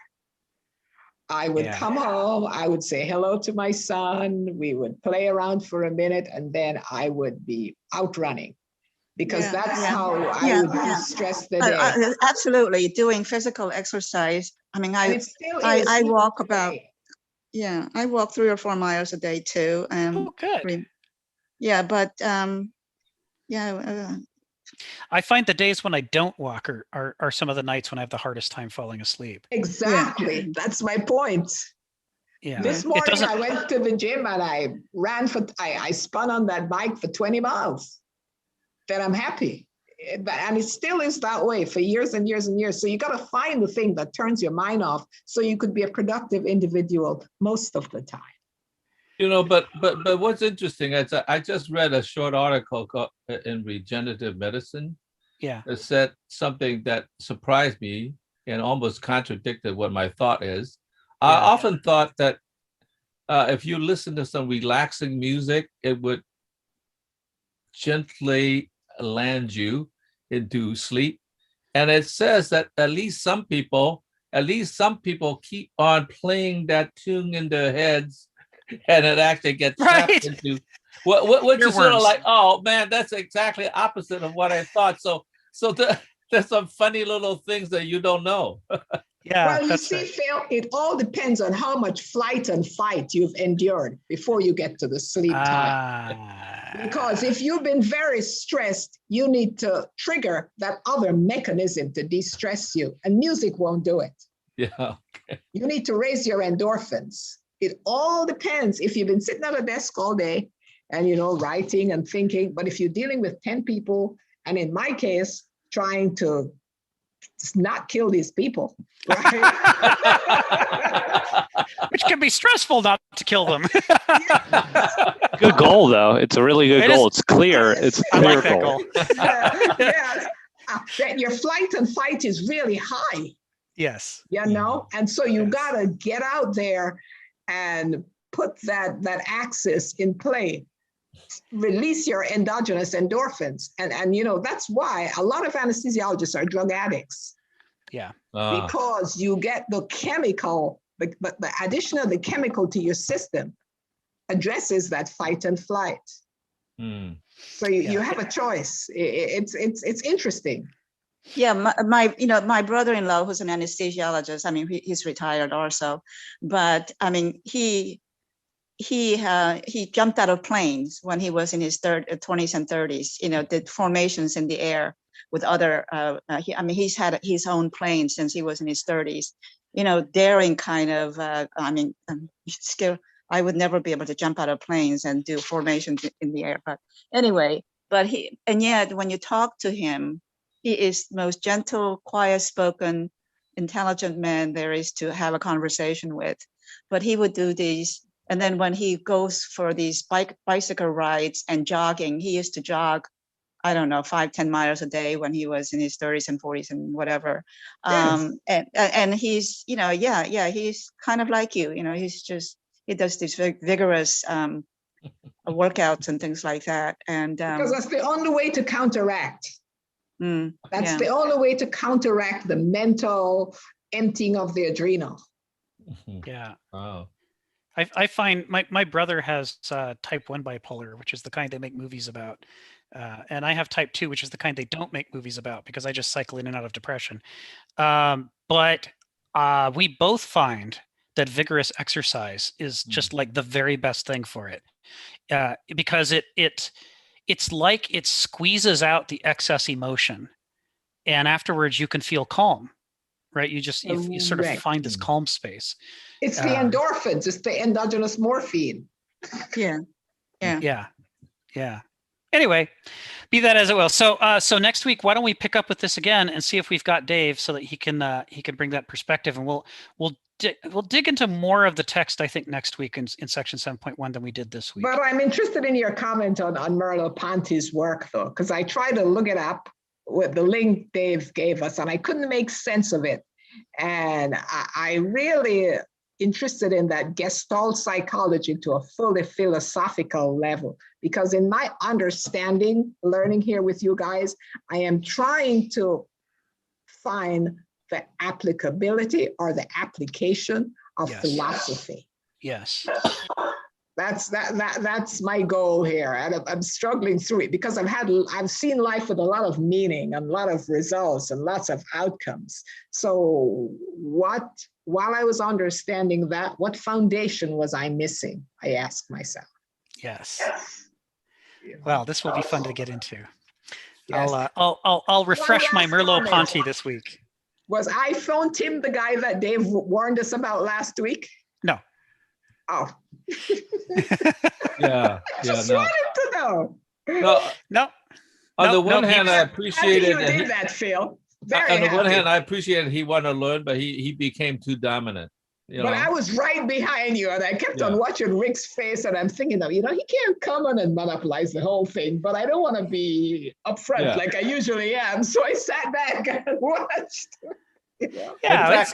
In fact, I tried to text you on the chat. I said, Sharon, please start asking a question, because I didn't want to be the one to interrupt all the time.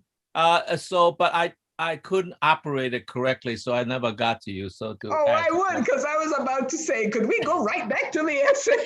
Because I can do that. Because I can do that. You see, Phil, when you lose me, I yell. I said, stop.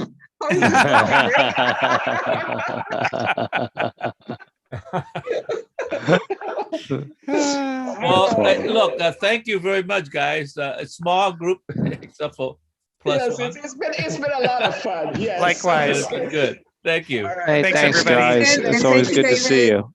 Bye-bye. Have a great week. Bye. Have a great week. Bye, Sharon. Bye. Bye. Bye, Pollock. Bye bye.